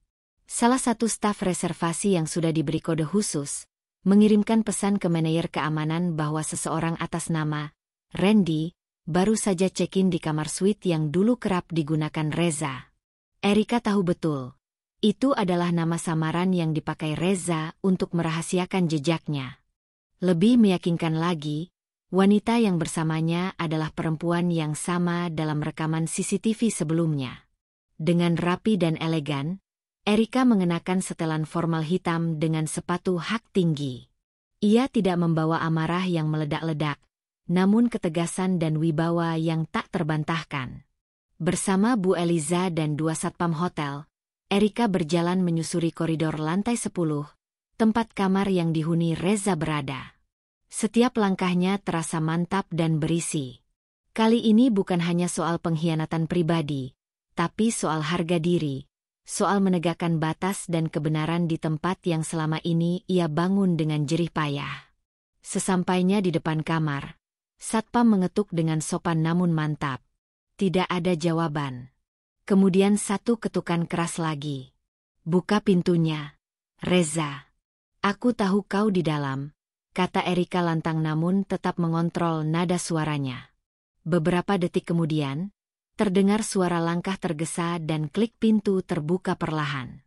Muncul wajah Reza yang langsung pucat pasi saat melihat Erika berdiri di depannya, dikelilingi pengacara dan satpam.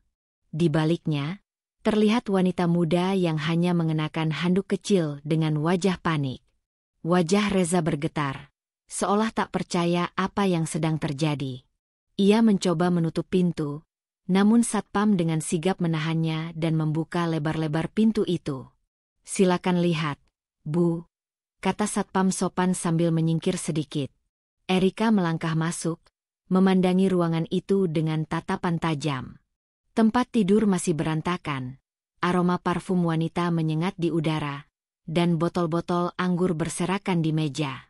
Reza masih berusaha menutup-nutupi, tergagap menyusun alasan.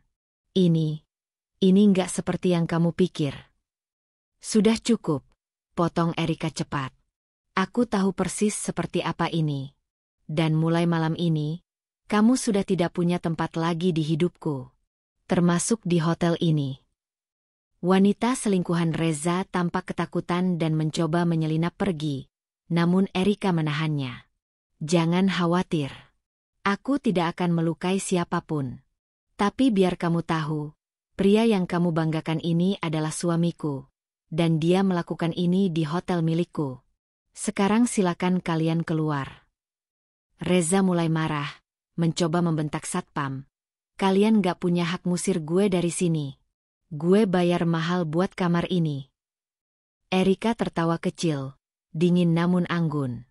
"Uang siapa yang kau pakai untuk bayar kamar ini, Reza? Aku pemilik hotel ini. Dan kamu menggunakan fasilitasku untuk mengkhianatiku. Kau pikir aku akan diam?" Saat itu pula, satpam mengarahkan Reza dan wanitanya keluar. Beberapa tamu di koridor mulai berdatangan melihat keributan. Seorang pelayan hotel menatap mereka dengan ekspresi penuh tanya. Beberapa staf lainnya sudah mulai merekam diam-diam. Erika tidak peduli. Biarlah semua orang tahu kebenaran. Reza berusaha memegang tangan Erika, memohon, "Sayang, tolong jangan begini, aku hilaf." "Jangan sentuh aku," ujar Erika tegas sambil menepis tangannya. "Kamu sudah menghancurkan kepercayaanku. Sekarang saatnya kamu menghadapi akibat dari perbuatanmu." Mereka akhirnya diusir dari kamar, dan staf keamanan mengantar mereka hingga ke lobi. Erika berdiri di tepi balkon hotel lantai 1, menyaksikan Reza dan wanita itu masuk ke dalam taksi, dengan wajah tercoreng malu. Saat mobil itu menjauh, Erika menarik napas panjang. Tidak ada air mata, tidak ada histeria, hanya keteguhan hati yang telah lama ia siapkan untuk momen ini. Malam itu, Erika kembali ke kantornya dan duduk di kursi direktur. Ia membuka laptop dan mulai mengetik email ke bagian keuangan. Permintaan pemblokiran kartu kredit atas nama Reza, pencabutan otorisasi rekening bersama, dan penghapusan akses Reza dari semua fasilitas perusahaan. Tidak butuh waktu lama. Semua proses berjalan cepat karena sistem telah ia siapkan sejak lama. Ia kemudian menatap foto pernikahan mereka yang selama ini dipajang di rak. Dengan tenang, Erika melepas bingkainya, membuka kaca, dan mengeluarkan foto itu. Ia menatapnya sejenak, lalu merobeknya menjadi 2 bagian. Sebelah wajahnya ia simpan, sisanya masuk ke tempat sampah. "Ini bukan akhir. Ini permulaan baru," gumamnya pelan. Malam itu, Erika pulang ke rumah dengan tenang. Di rumah, Ibunya menyambut dengan pelukan hangat. "Sudah selesai, Nak?" tanya ibunya lembut. Erika mengangguk dengan mata berkaca, tapi tetap tersenyum. "Sudah, Bu. Aku akhirnya berani memilih diriku sendiri." Dan di dalam hati kecilnya, ia tahu, malam itu adalah malam di mana ia akhirnya merdeka, bukan dari seorang pria, tapi dari luka yang selama ini ia tahan sendiri. Hari pengusiran itu bukan semata balas dendam, tapi momen penegasan bahwa ia tak akan lagi membiarkan siapapun mempermainkan harga dirinya. Erika berdiri mematung di ruang kerjanya, memandangi layar CCTV yang menampilkan Reza sedang mengemasi barang-barangnya dari kamar hotel. Sore itu, langit mendung seperti menggambarkan isi hatinya. Tapi tidak ada air mata kali ini. Tidak ada sesak di dada. Yang ada hanya keteguhan, dan tekad yang sudah mengeras selama berbulan-bulan menahan luka demi mempertahankan keluarga yang nyatanya tak layak diperjuangkan. Ia sudah cukup sabar. Hari ini bukan tentang balas dendam. Ini tentang menyelamatkan diri sendiri. Beberapa menit kemudian, ia duduk di depan laptopnya dan menghubungi bagian keuangan. Mulai malam ini, semua kartu kredit atas nama Reza diblokir. Dana operasional pribadi yang biasa dia pakai ditutup. Juga akun saham dan kepemilikan aset yang selama ini dipinjamkan atas namanya. Semua ditarik ke rekening utama perusahaan, ucap Erika tegas. Tim keuangan sempat terdiam, karena mereka tahu betapa besar pengaruh Reza sebelumnya. Tapi suara Erika tak gentar. Ia telah disakiti, dikhianati, dan dipermalukan. Kali ini, ia tak akan membiarkan satu sen pun hartanya digunakan oleh pria yang telah menyia-nyiakan cintanya. Beberapa jam kemudian, Reza muncul di rumah mereka di kawasan elit. Ia mengetuk pintu dengan keras, wajahnya gelisah. Erika, yang sudah menduga ini akan terjadi, hanya mengintip dari balik jendela tanpa membuka pintu. Ia tahu Reza tidak akan tinggal diam begitu saja setelah semua aksesnya diputus. Tak lama kemudian, suara panggilan masuk terdengar dari ponselnya. Reza menelepon berkali-kali. Erika mengangkat setelah panggilan ketujuh. "Erika, apa-apaan ini? Kartu kreditku diblokir. Saham perusahaan atas namaku hilang semua. Kamu gila ya?" Reza berteriak dari seberang. Erika menjawab dengan nada dingin. "Aku hanya mengambil kembali apa yang memang milikku. Kamu bisa pergi sekarang, Reza. Rumah ini juga atas namaku. Mulai hari ini, kamu bukan siapa-siapa lagi di sini. Kita kan suami istri, Rick. Kita bisa selesaikan ini baik-baik. Aku hilaf, tapi aku masih sayang sama kamu." Rayunya dengan suara dibuat sendu, seperti biasa, saat ia merasa terpojok. "Sayang." Erika tertawa lirih, pahit. "Kamu menyebut itu sayang setelah tidur dengan wanita lain di kamar hotelku sendiri? Kamu bukan cuma menghina aku. Kamu merendahkan seluruh harga diriku, Reza. Aku tak akan menangis lagi. Hari-hari membela dan membenarkan kesalahanmu sudah selesai." Reza terdiam di seberang. Erika tahu dia tengah berusaha merangkai kata, seperti biasa, untuk membuatnya goyah. Tapi kali ini tak akan berhasil. Luka di hati Erika memang belum sepenuhnya sembuh, tapi ia tak ingin tinggal dalam hubungan yang terus melukainya. Malam itu, Erika memanggil pengacaranya. Mereka membahas pembekuan seluruh aset bersama dan perjanjian pemisahan harta secara permanen. Dengan semua bukti perselingkuhan dan rekaman penggerebekan dari CCTV serta dokumentasi staf hotel, posisi Erika sangat kuat. Ia bukan hanya mengusir Reza dari hidupnya, tapi juga menutup semua celah agar pria itu tak lagi bisa mengambil keuntungan dari jerih payahnya. Di hari berikutnya, Erika datang ke kantor notaris untuk menandatangani pembekuan saham dan perubahan struktur perusahaan. Namanya tetap berdiri paling atas, tanpa ada lagi embel-embel suami yang selama ini hanya menikmati hasil. Semua rekan bisnis mendukung keputusan Erika. Mereka bahkan memberi semangat karena tahu betapa profesional dan tangguhnya wanita itu. Sementara itu, Reza mencoba segala cara untuk menghubungi Erika. Ia datang ke kantor, tapi security tak mengizinkannya masuk. Ia mencoba menghubungi teman-teman bisnis mereka, tapi semua sudah tahu cerita sebenarnya dan menjaga jarak. Bahkan wanita selingkuhannya, yang dulu bersikap manja saat melihat Reza mengendarai mobil mewah dan tinggal di hotel bintang 5, mulai menghindar saat tahu Reza sudah tak punya akses lagi ke kekayaan Erika. Malam-malam Reza kini diisi dengan rasa frustasi. Ia menyewa kamar kos kecil yang jauh dari kata nyaman. Tidak ada makanan hotel, tidak ada layanan bersih-bersih, tidak ada uang jajan bebas seperti dulu. Ia mulai menyadari bahwa hidupnya yang dulu indah, ternyata dibangun di atas pondasi kesabaran dan kerja keras wanita yang kini telah ia sakiti. Sementara itu, Erika tak berhenti. Ia tak hanya membereskan urusan rumah tangganya, tapi juga mulai menata ulang sistem kerja di hotel agar lebih transparan. Ia merekrut wanita-wanita muda yang berprestasi, memberi mereka peluang untuk belajar kepemimpinan. Erika ingin hotelnya menjadi tempat aman bagi banyak perempuan. Bukan hanya untuk menginap, tapi juga untuk bermimpi dan bangkit. Sore itu, saat Erika duduk di teras rumahnya bersama sang ibu dan anak semata wayangnya, ia menghela napas lega.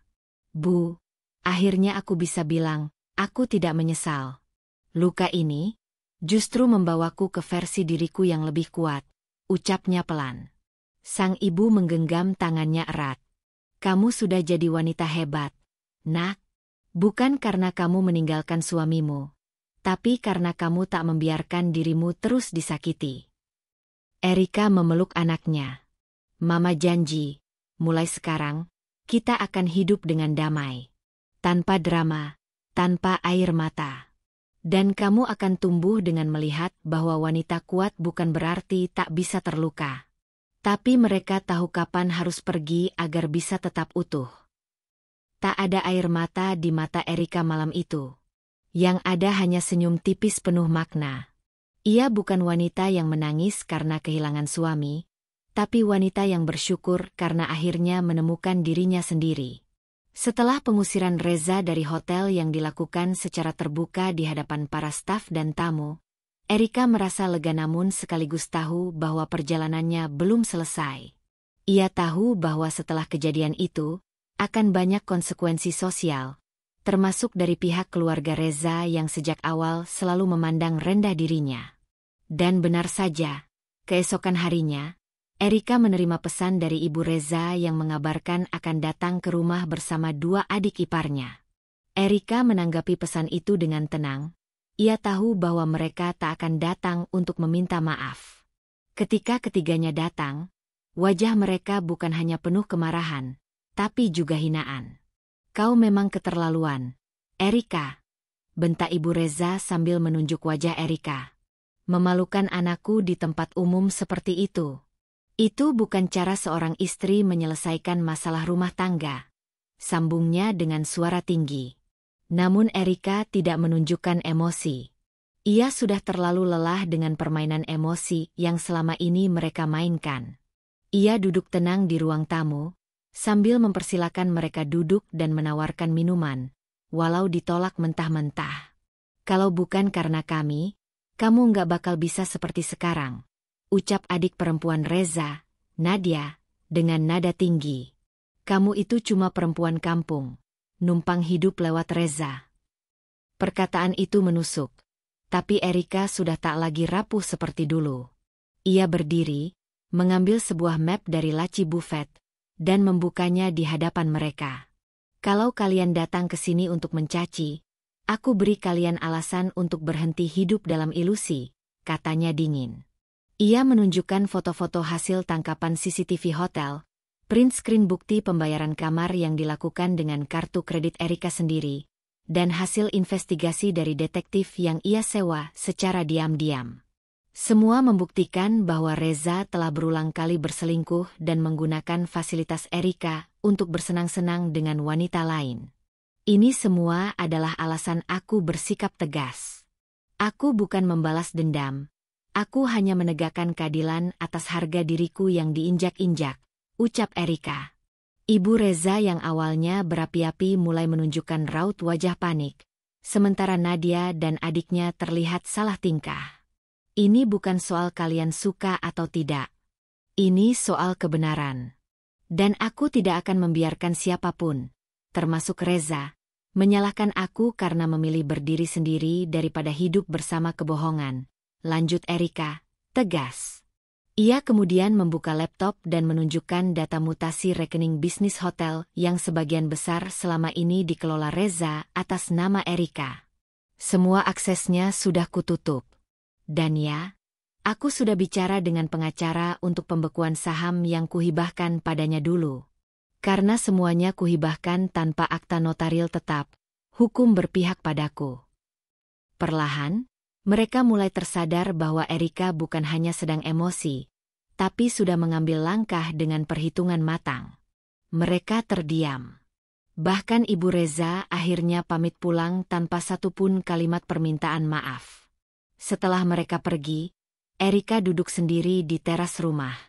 Angin sore mengusap pipinya, dan untuk pertama kalinya dalam beberapa hari terakhir, ia merasa lega. Namun hatinya masih berat.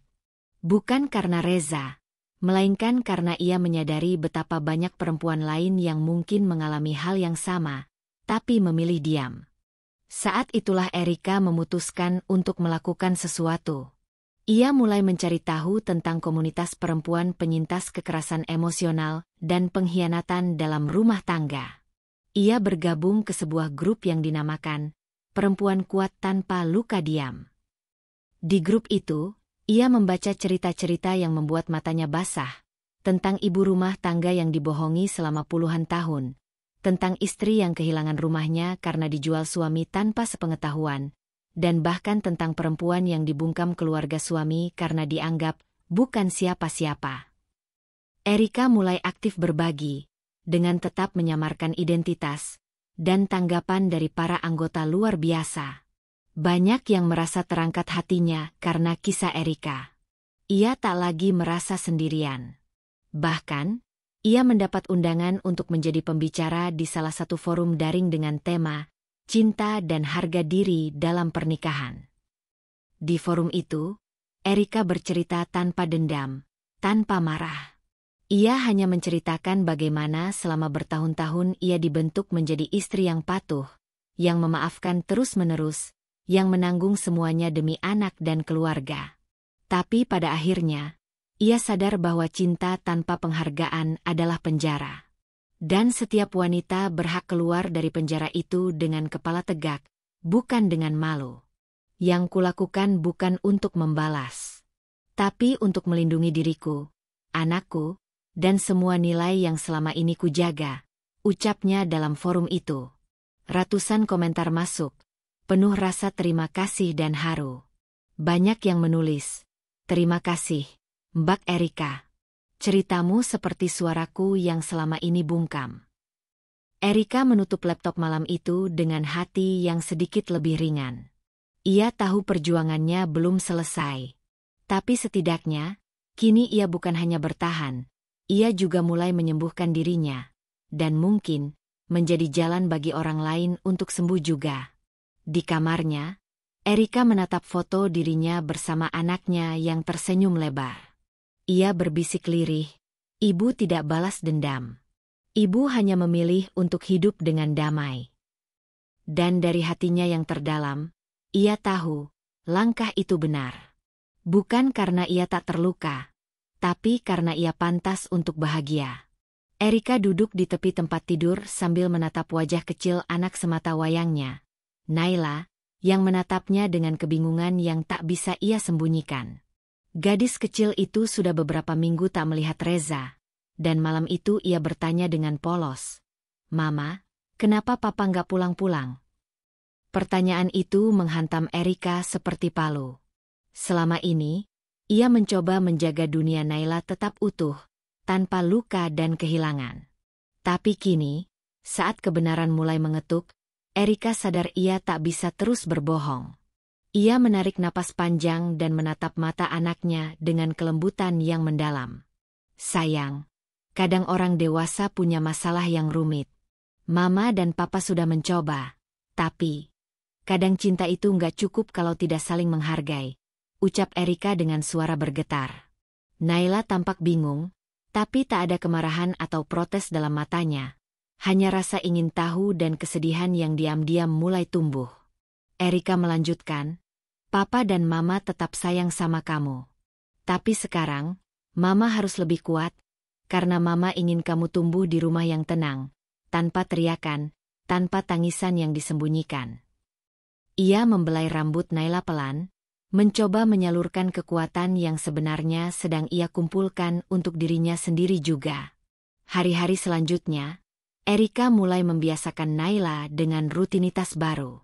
Tidak ada lagi suara Reza yang mengetuk pintu tiap malam, tidak ada lagi tawa keluarga palsu yang selama ini hanya menjadi ilusi. Sebagai gantinya, Erika menciptakan rumah yang damai, diisi dengan percakapan jujur dan kegiatan kecil penuh kasih. Mereka menonton film bersama, memasak bersama, bahkan pergi ke taman hanya untuk tertawa. Erika ingin menunjukkan bahwa kehilangan bukan akhir dari kebahagiaan, dan bahwa cinta sejati tetap hidup, meski dalam bentuk yang berbeda. Namun, tetap saja, malam-malam panjang seringkali datang membawa kenangan. Erika terkadang terdiam lama menatap foto-foto lama di dinding, foto pernikahannya dengan Reza, foto liburan pertama mereka setelah menikah. Di sana, senyum mereka masih utuh. Tapi kini, Erika tahu, senyum itu tak lagi memiliki makna. Ia sudah melihat siapa Reza sebenarnya, dan tak akan membiarkan dirinya atau Naila dibentuk oleh kebohongan lagi.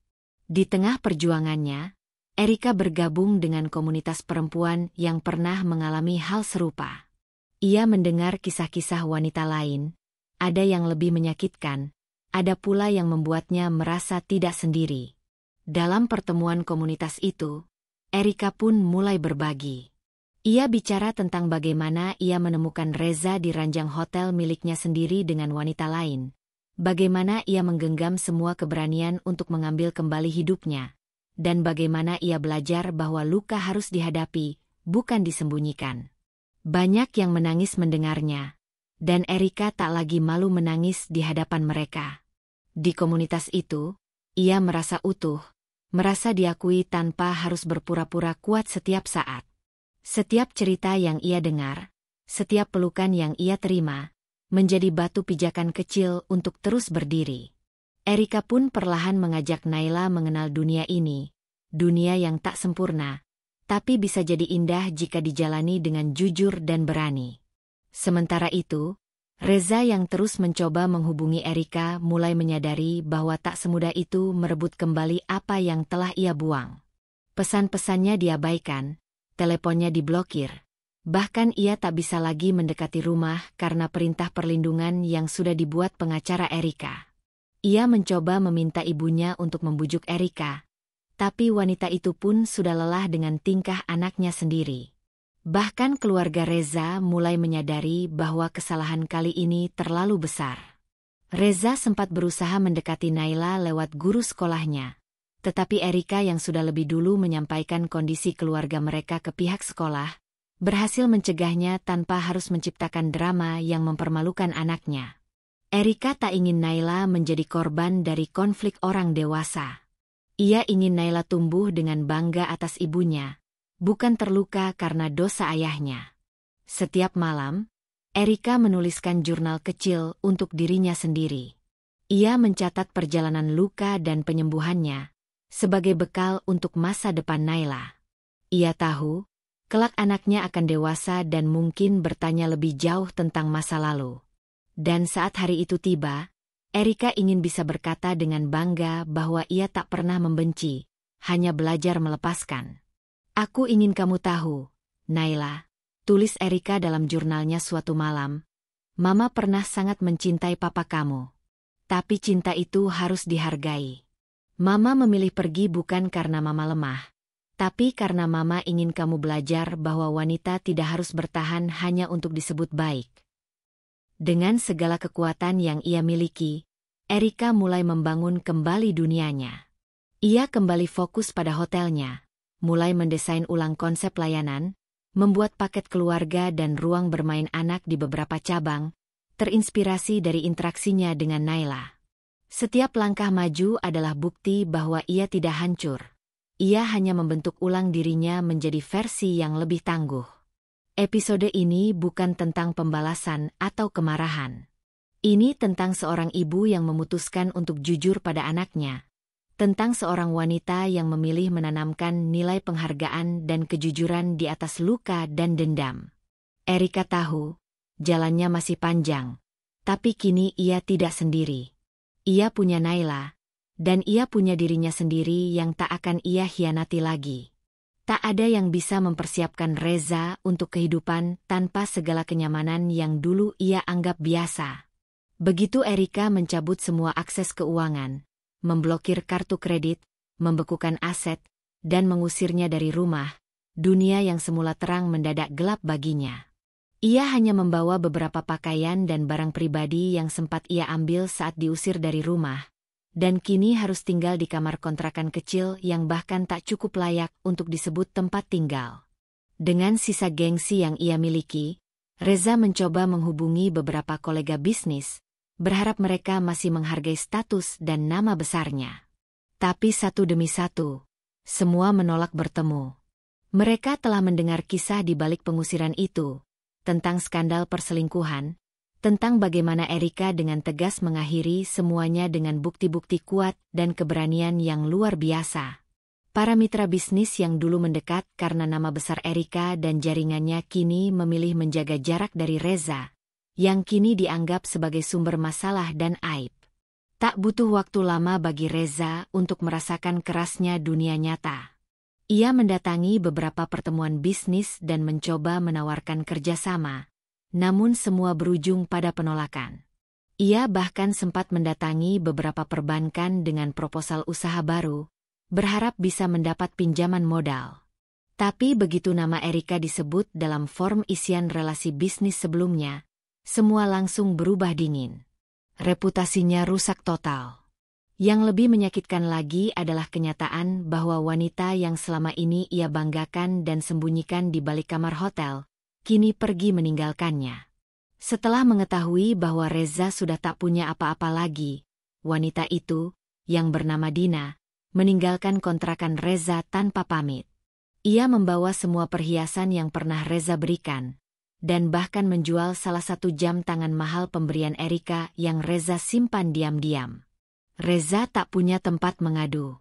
Pagi hari di kontrakan yang pengap dan sempit, Reza menatap langit-langit kusam sambil memegang roti kering yang ia beli dengan sisa uang. Ia tak menyangka hidupnya bisa secepat ini berubah drastis. Dulu, setiap pagi ia bangun di ranjang empuk hotel bintang 5, dengan sarapan yang disajikan oleh pelayan pribadi. Kini, ia harus bangun karena suara tetangga yang ribut, nyamuk yang menggigit, dan perut yang kosong. Hari-harinya semakin berat.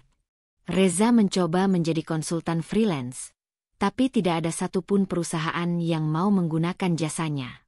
Beberapa bahkan terang-terangan menolak karena tahu latar belakang dan skandal yang membelitnya. Dunia yang dulu memujanya kini menelannya hidup-hidup. Ia bahkan sempat kembali ke rumah ibunya, berharap ada tempat untuk bernaung dan mendapatkan simpati. Tapi ibunya, yang dulu sangat membela Reza saat Erika mengusirnya, kini justru menyalahkannya karena tidak bisa mempertahankan rumah tangga dan mencoreng nama keluarga. Kamu pikir setelah kamu jatuh, Erika akan membawamu kembali? Dia bukan wanita lemah, Reza. Dia sudah lama jadi lebih kuat dari yang kamu kira, kata ibunya dengan nada kecewa. Tak sanggup menghadapi tekanan itu, Reza pergi lagi. Ia mulai menyadari bahwa selama ini hidupnya ditopang oleh kekuatan dan kelapangan hati Erika. Semua fasilitas, semua koneksi, semua kemewahan, bukan hasil usahanya sendiri, tapi milik Erika yang ia anggap remeh. Ia mulai menyesal, tapi penyesalan itu datang terlambat. Suatu sore, ia duduk di taman kota, melihat anak-anak kecil bermain. Hatinya mencelos saat membayangkan anaknya sendiri, yang mungkin sedang bermain di halaman rumah baru Erika. Ia rindu, tapi ia tahu bahwa kini ia tak punya tempat di sisi mereka. Bahkan nomor telepon Erika sudah memblokirnya. Semua pesan yang ia kirim hanya masuk ke angin. Di tengah keputusasaan itu, Reza akhirnya membuka media sosial Erika secara diam-diam. Ia melihat postingan terbaru sang mantan istri. Erika berdiri di depan ballroom hotelnya, bersama para staf wanita yang terlihat bangga dan bersemangat. Erika tampak kuat, cantik, dan bahagia. Reza tak bisa menahan air mata. Ia sadar, wanita yang selama ini ia sakiti sudah menemukan kebahagiaan sejatinya. Tanpa dia.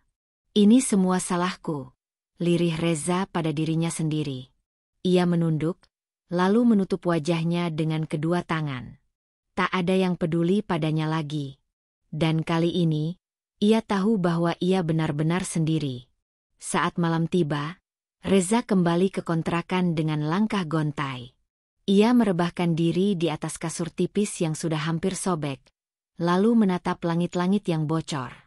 Tak ada suara, tak ada gemerlap, hanya keheningan menyakitkan yang menegaskan satu hal. Ia telah kehilangan segalanya. Dan tak ada yang akan mengembalikannya. Hari-hari setelah pengusiran Reza tak serta-merta menjadi lebih mudah bagi Erika. Meski wajahnya tampak tenang di hadapan para staf hotel dan mitra bisnis, namun hatinya masih sering dihantui luka masa lalu. Ia sadar, pengkhianatan bukanlah sesuatu yang mudah disembuhkan dalam semalam. Terlebih jika pengkhianat itu adalah orang yang pernah ia cintai sepenuh hati dan ia percayai tanpa syarat. Beberapa malam ia masih menangis dalam diam. Ada kenangan yang terus menghampiri tanpa permisi. Namun, di sela-sela isaknya, ia selalu mengingat kata-kata ibunya. Kamu boleh terluka, Erika. Tapi jangan hancur. Dunia ini tak akan menunggu orang yang memilih menyerah. Kata-kata itu menjadi cambuk yang membuat Erika perlahan bangkit. Ia tak mau berlarut-larut dalam duka. Ia punya tanggung jawab. Bukan hanya pada dirinya dan anak semata wayangnya, tetapi juga pada semua wanita yang bekerja bersamanya, yang menggantungkan hidup dan masa depan pada hotel miliknya. Erika memutuskan memperluas bisnis hotelnya. Ia membeli lahan di kawasan wisata strategis untuk membuka cabang baru. Keputusannya dianggap berani oleh banyak orang, karena di tengah isu pribadi yang baru saja terjadi, banyak yang memprediksi Erika akan mundur atau setidaknya tiarap untuk sementara waktu. Tapi Erika membuktikan bahwa dirinya bukan tipe wanita yang kalah oleh keadaan. Dalam perekrutan karyawan untuk hotel barunya, Erika memberikan perhatian khusus kepada para wanita tangguh yang memiliki latar belakang berat, single mom, korban kekerasan rumah tangga, bahkan perempuan putus sekolah yang berjuang demi menyambung hidup. Ia ingin menciptakan ruang aman, tempat di mana wanita bisa bertumbuh tanpa merasa kecil atau ditertawakan karena luka mereka. Salah satu momen yang paling membekas bagi Erika adalah ketika ia duduk berdiskusi dengan seorang wanita bernama Dini, mantan korban KDRT yang kini menjadi kepala house keeping di hotel baru Erika. Dini memeluk Erika setelah sesi pelatihan berakhir dan berkata, "Terima kasih, Bu Erika. Karena Ibu, saya merasa berharga lagi." Kata-kata sederhana itu menghantam dada Erika dengan perasaan haru. Ia menyadari bahwa dari luka yang ia alami, Tuhan memberinya kekuatan untuk menyembuhkan luka orang lain. Bahwa penderitaan yang pernah ia anggap sebagai kutukan, kini menjelma menjadi cahaya penerang bagi banyak orang. Bukan hanya bisnis hotel yang berkembang, Erika juga mulai diundang dalam berbagai forum diskusi perempuan. Ia menjadi pembicara dalam seminar bertajuk Wanita dan Ketahanan Emosional. Di sana, ia tak malu bercerita tentang apa yang telah ia alami. Ia tak membungkus kisahnya dengan kepalsuan. Justru dengan keterbukaannya, banyak peserta merasa tersentuh dan terinspirasi. Dulu saya berpikir bahwa kuat berarti tidak menangis. Tapi sekarang saya tahu, kuat adalah ketika kita menangis, lalu mengeringkan air mata, berdiri lagi, dan melangkah dengan kepala tegak, ucap Erika saat berdiri di panggung seminar yang dipenuhi ratusan peserta. Seketika ruangan itu dipenuhi tepuk tangan. Banyak wanita yang mengusap air mata sambil tersenyum. Ada kekuatan dalam kata-kata Erika. Kekuatan yang tidak datang dari teori, tapi dari luka yang nyata. Anaknya, Dava, pun perlahan memahami perubahan ibunya. Dava yang dulu sempat bingung dengan keadaan rumah, kini mulai tumbuh sebagai anak yang lebih peka dan mandiri. Erika tak pernah memaksakan kebencian terhadap ayahnya. Ia justru mengajarkan Dava untuk tetap menghormati Reza, namun juga memahami batasan dan pentingnya menghargai diri sendiri. Suatu malam, saat mereka berdua makan malam berdua di apartemen, Dava berkata pelan, "Mama keren, ya?" Erika tertawa kecil. "Kenapa gitu?" "Soalnya mama bisa kerja, bisa jadi bos, tapi juga bisa jadi mama yang sabar buat aku. Aku senang punya mama." Ucapan itu membuat mata Erika berkaca-kaca. Baginya, semua rasa sakit, air mata, dan kerja kerasnya terbayar lunas hanya dengan kalimat sederhana dari anak yang paling ia cintai.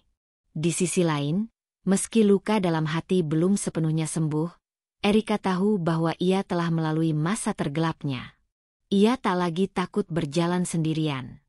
Ia tak lagi merasa harus membuktikan apapun pada siapapun, termasuk Reza. Kini, fokusnya bukan pada masa lalu, tapi pada masa depan yang lebih cerah, untuk dirinya, anaknya, dan para wanita yang berjalan bersamanya. Ia tak ingin dikenang sebagai wanita yang ditinggalkan oleh suaminya, tapi sebagai wanita yang bertahan, bangkit, dan membangun kembali dunianya dengan tangan sendiri. Sore itu, saat matahari tenggelam dan langit berwarna jingga, Erika berdiri di balkon hotel barunya, menatap hamparan taman dan para karyawan yang sedang tertawa bersama. Ada kedamaian di wajahnya. Senyum itu bukan senyum yang palsu seperti dulu saat pura-pura bahagia bersama Reza. Ini adalah senyum seorang wanita yang telah melewati badai dan menemukan kembali arah anginnya sendiri. Erika menutup matanya sejenak. Di dalam dadanya, luka itu masih ada. Tapi kini ia tahu cara menghadapinya. Ia tak lagi melarikan diri. Ia memeluk luka itu, mengakuinya, dan menjadikannya alasan untuk bangkit. Ia telah memilih jalannya sendiri. Dan dari reruntuhan masa lalu, ia membangun istananya yang baru, lebih kokoh, lebih hangat, dan lebih indah dari sebelumnya. Erika sedang berdiri di balkon kamar hotelnya yang paling mewah, memandang ke arah langit sore yang mulai kemerahan. Udara senja berhembus lembut, menyapu rambut panjangnya yang dibiarkan terurai. Di tangannya ada secangkir teh hangat yang aromanya menenangkan. Sudah lama sekali ia tidak merasakan kedamaian seperti ini. Tak ada suara teriakan, tak ada penghinaan, tak ada tuduhan dari mulut laki-laki yang dulu ia pikir adalah belahan jiwanya. Hanya ketenangan, dan dirinya sendiri yang perlahan ia peluk dengan sepenuh hati. Sudah hampir 1 tahun sejak ia memutuskan untuk benar-benar menutup seluruh akses Reza ke hidupnya. Lelaki itu sempat menghilang setelah diusir dari rumah dan tak bisa lagi menikmati kemewahan hidup yang sebelumnya ia banggakan. Tapi Erika tahu, cepat atau lambat, Reza akan kembali. Dan hari itu pun tiba. Saat Erika sedang memeriksa laporan mingguan bersama manajer operasional hotel, seorang resepsionis datang menghampiri dengan wajah ragu-ragu. "Bu Erika, maaf mengganggu, ada seorang pria bernama Reza di lobi. Katanya ingin bertemu langsung dengan ibu. Sudah saya sampaikan jadwal ibu padat, tapi dia bersikeras menunggu." Erika sempat terdiam sejenak.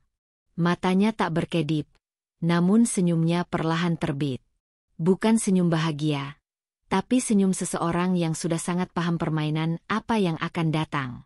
Ia meletakkan tablet laporan ke atas meja, menatap resepsionis itu dengan tenang. "Beri dia waktu 5 menit. Suruh dia tunggu di ruang tamu lantai 2. Aku akan datang, tapi tak lebih dari 5 menit. Ruang tamu eksekutif di lantai 2 adalah tempat yang mewah namun tak terlalu intim. Erika masuk dengan langkah tegap, mengenakan setelan formal berwarna krem, sepatu hak tinggi berwarna nude, dan riasan minimalis yang mempertegas karismanya. Ia tak lagi wanita lembut yang dulu diam menerima luka. Kini ia adalah direktur utama Hotel Bintang 5, pemilik tunggal waralaba yang berkembang pesat. Dan di sana, duduklah Reza dengan tubuh yang jauh lebih kurus, wajah penuh letih, dan pakaian lusuh. Erika. Reza berdiri tergesa, matanya berbinar penuh harap.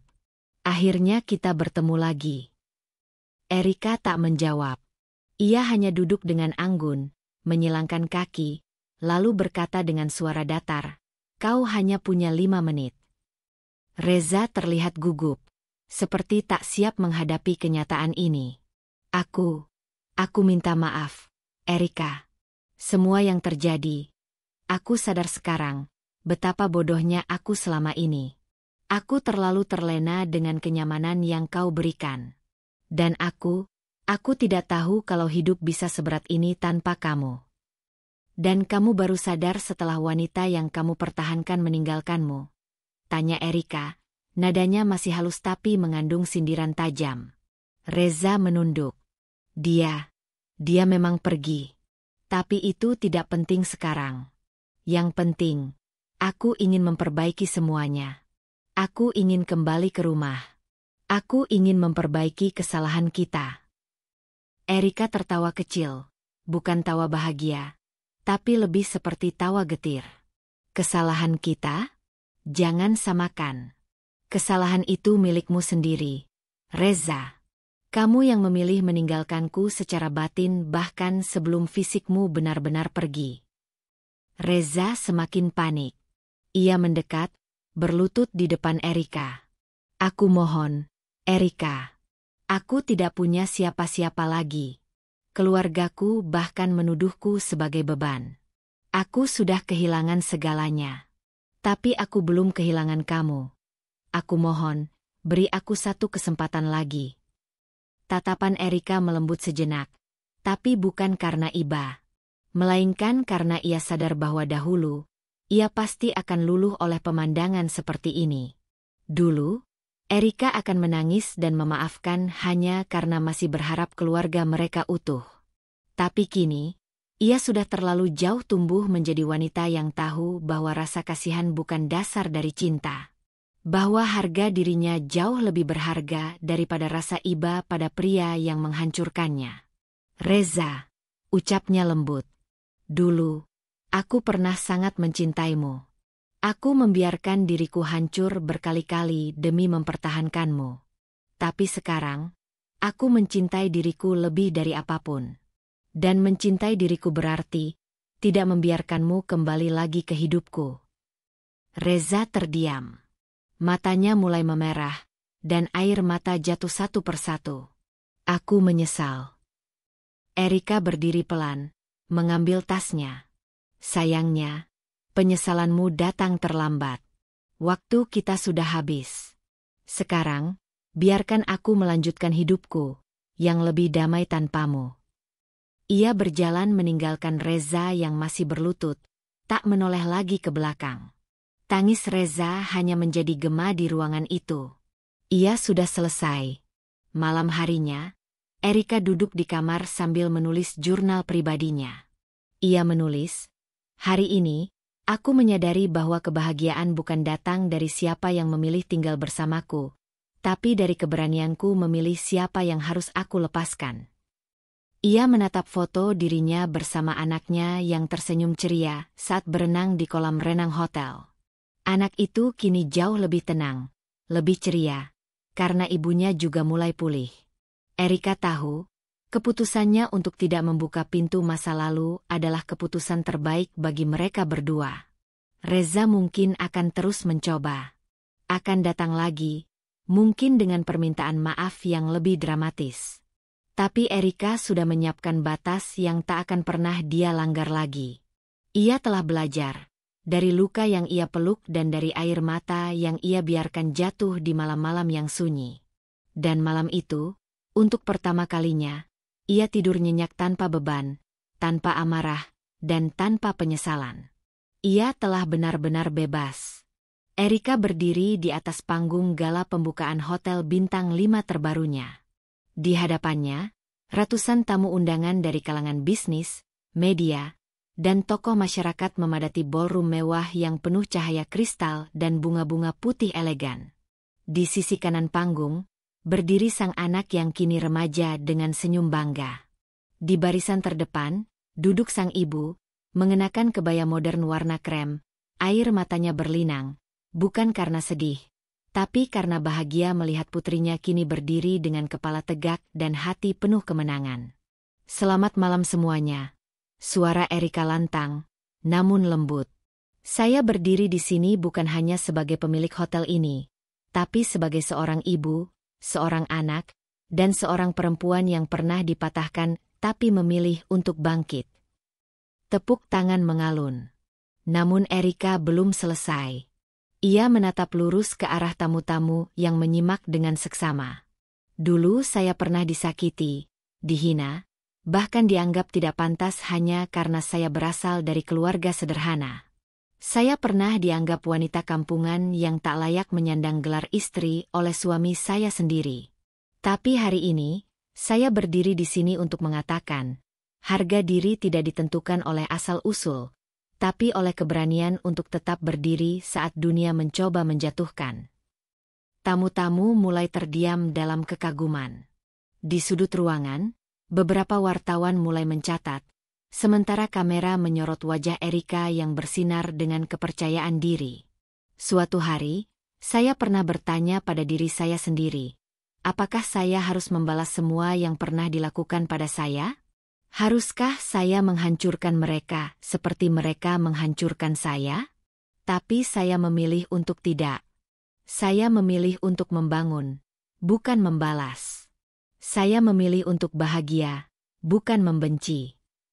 Ia menatap anaknya, lalu ibunya, lalu tersenyum kecil. "Saya memaafkan, bukan karena saya lemah, tapi karena saya tak ingin luka itu menguasai hidup saya selamanya. Saya memilih damai, karena hanya dengan hati yang damai saya bisa mencintai anak saya dengan utuh. Dan saya tahu, itu juga yang ibu saya ajarkan, tentang harga diri, dan tentang cinta yang tak pernah berhenti meski dunia menyakiti." Erika lalu mengangguk ke arah manajer acaranya, memberi sinyal untuk memainkan video dokumentasi tentang pembangunan hotel, tentang komunitas perempuan yang ia bantu, tentang usaha-usaha kecil yang kini menjadi mitra bisnisnya. Seluruh ruangan hening saat melihat perjuangan Erika selama bertahun-tahun. Dari wanita yang dituduh kampungan, hingga menjadi inspirasi banyak wanita lain yang kini juga bangkit dari keterpurukan. Setelah gala selesai, tamu-tamu silih berganti memberikan ucapan selamat. Banyak yang mengatakan mereka terinspirasi, banyak pula yang mengaku menyesal pernah meremehkan Erika. Namun Erika hanya tersenyum dan menjawab dengan ramah, tak menyimpan dendam pada siapapun. Bahkan saat beberapa mantan rekan Reza datang dan hendak membuka obrolan tentang masa lalu, Erika hanya menatap mereka dengan tenang dan berkata, "Saya tidak hidup di masa lalu lagi." Reza sendiri tidak hadir malam itu. Ia kini tinggal di sebuah kontrakan kecil di pinggiran kota, bekerja serabutan karena tak ada perusahaan yang mau menerimanya. Nama baiknya hancur, bukan karena Erika membalas, tapi karena karma menagih hutang kesombongan dan pengkhianatan yang pernah ia tanam. Beberapa waktu lalu, Reza sempat datang dan duduk di depan rumah Erika. Ia membawa bunga yang sudah layu dan meminta maaf sambil menangis. Tapi Erika hanya membuka pintu sebentar, menatapnya datar, dan berkata, "Aku sudah memaafkanmu, tapi bukan berarti aku harus menerimamu kembali. Terima kasih sudah membuatku tahu betapa berharganya diriku, setelah kau hancurkan." Setelah itu, Erika menutup pintu dan tak pernah menengok ke belakang lagi. Hari-hari Erika kini penuh makna. Ia tidak hanya menjalankan bisnis hotel, tetapi juga aktif di komunitas perempuan yang menjadi tempat bertukar cerita dan saling menguatkan. Ia rutin menjadi pembicara di berbagai seminar, Bahkan beberapa universitas meminta Erika menjadi dosen tamu dalam kuliah kewirausahaan dan kepemimpinan perempuan. Anaknya tumbuh dengan bangga memiliki ibu sepertinya. Tak hanya cantik dan kuat, tapi juga penuh kasih dan kebijaksanaan. Ia tahu ibunya pernah menangis, tapi tak pernah menyerah. Dan bagi anak itu, ibunya adalah pahlawan sejati. Sementara sang ibu, yang dulu pernah diusir dari pesta pernikahan putrinya oleh menantu tak tahu diri, kini tersenyum bangga setiap kali ada orang yang menyapanya dengan sebutan, Bu Erika, ibunya ibu direktur. Dalam hidup Erika, luka tak pernah benar-benar hilang. Tapi ia belajar memeluk luka itu, mengubahnya menjadi pelajaran, dan menjadikannya bahan bakar untuk menjadi lebih kuat.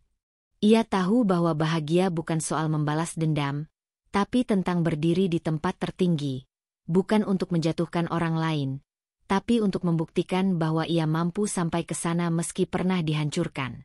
Dan malam itu, di atas panggung gala hotel terbarunya, Erika membuktikan satu hal.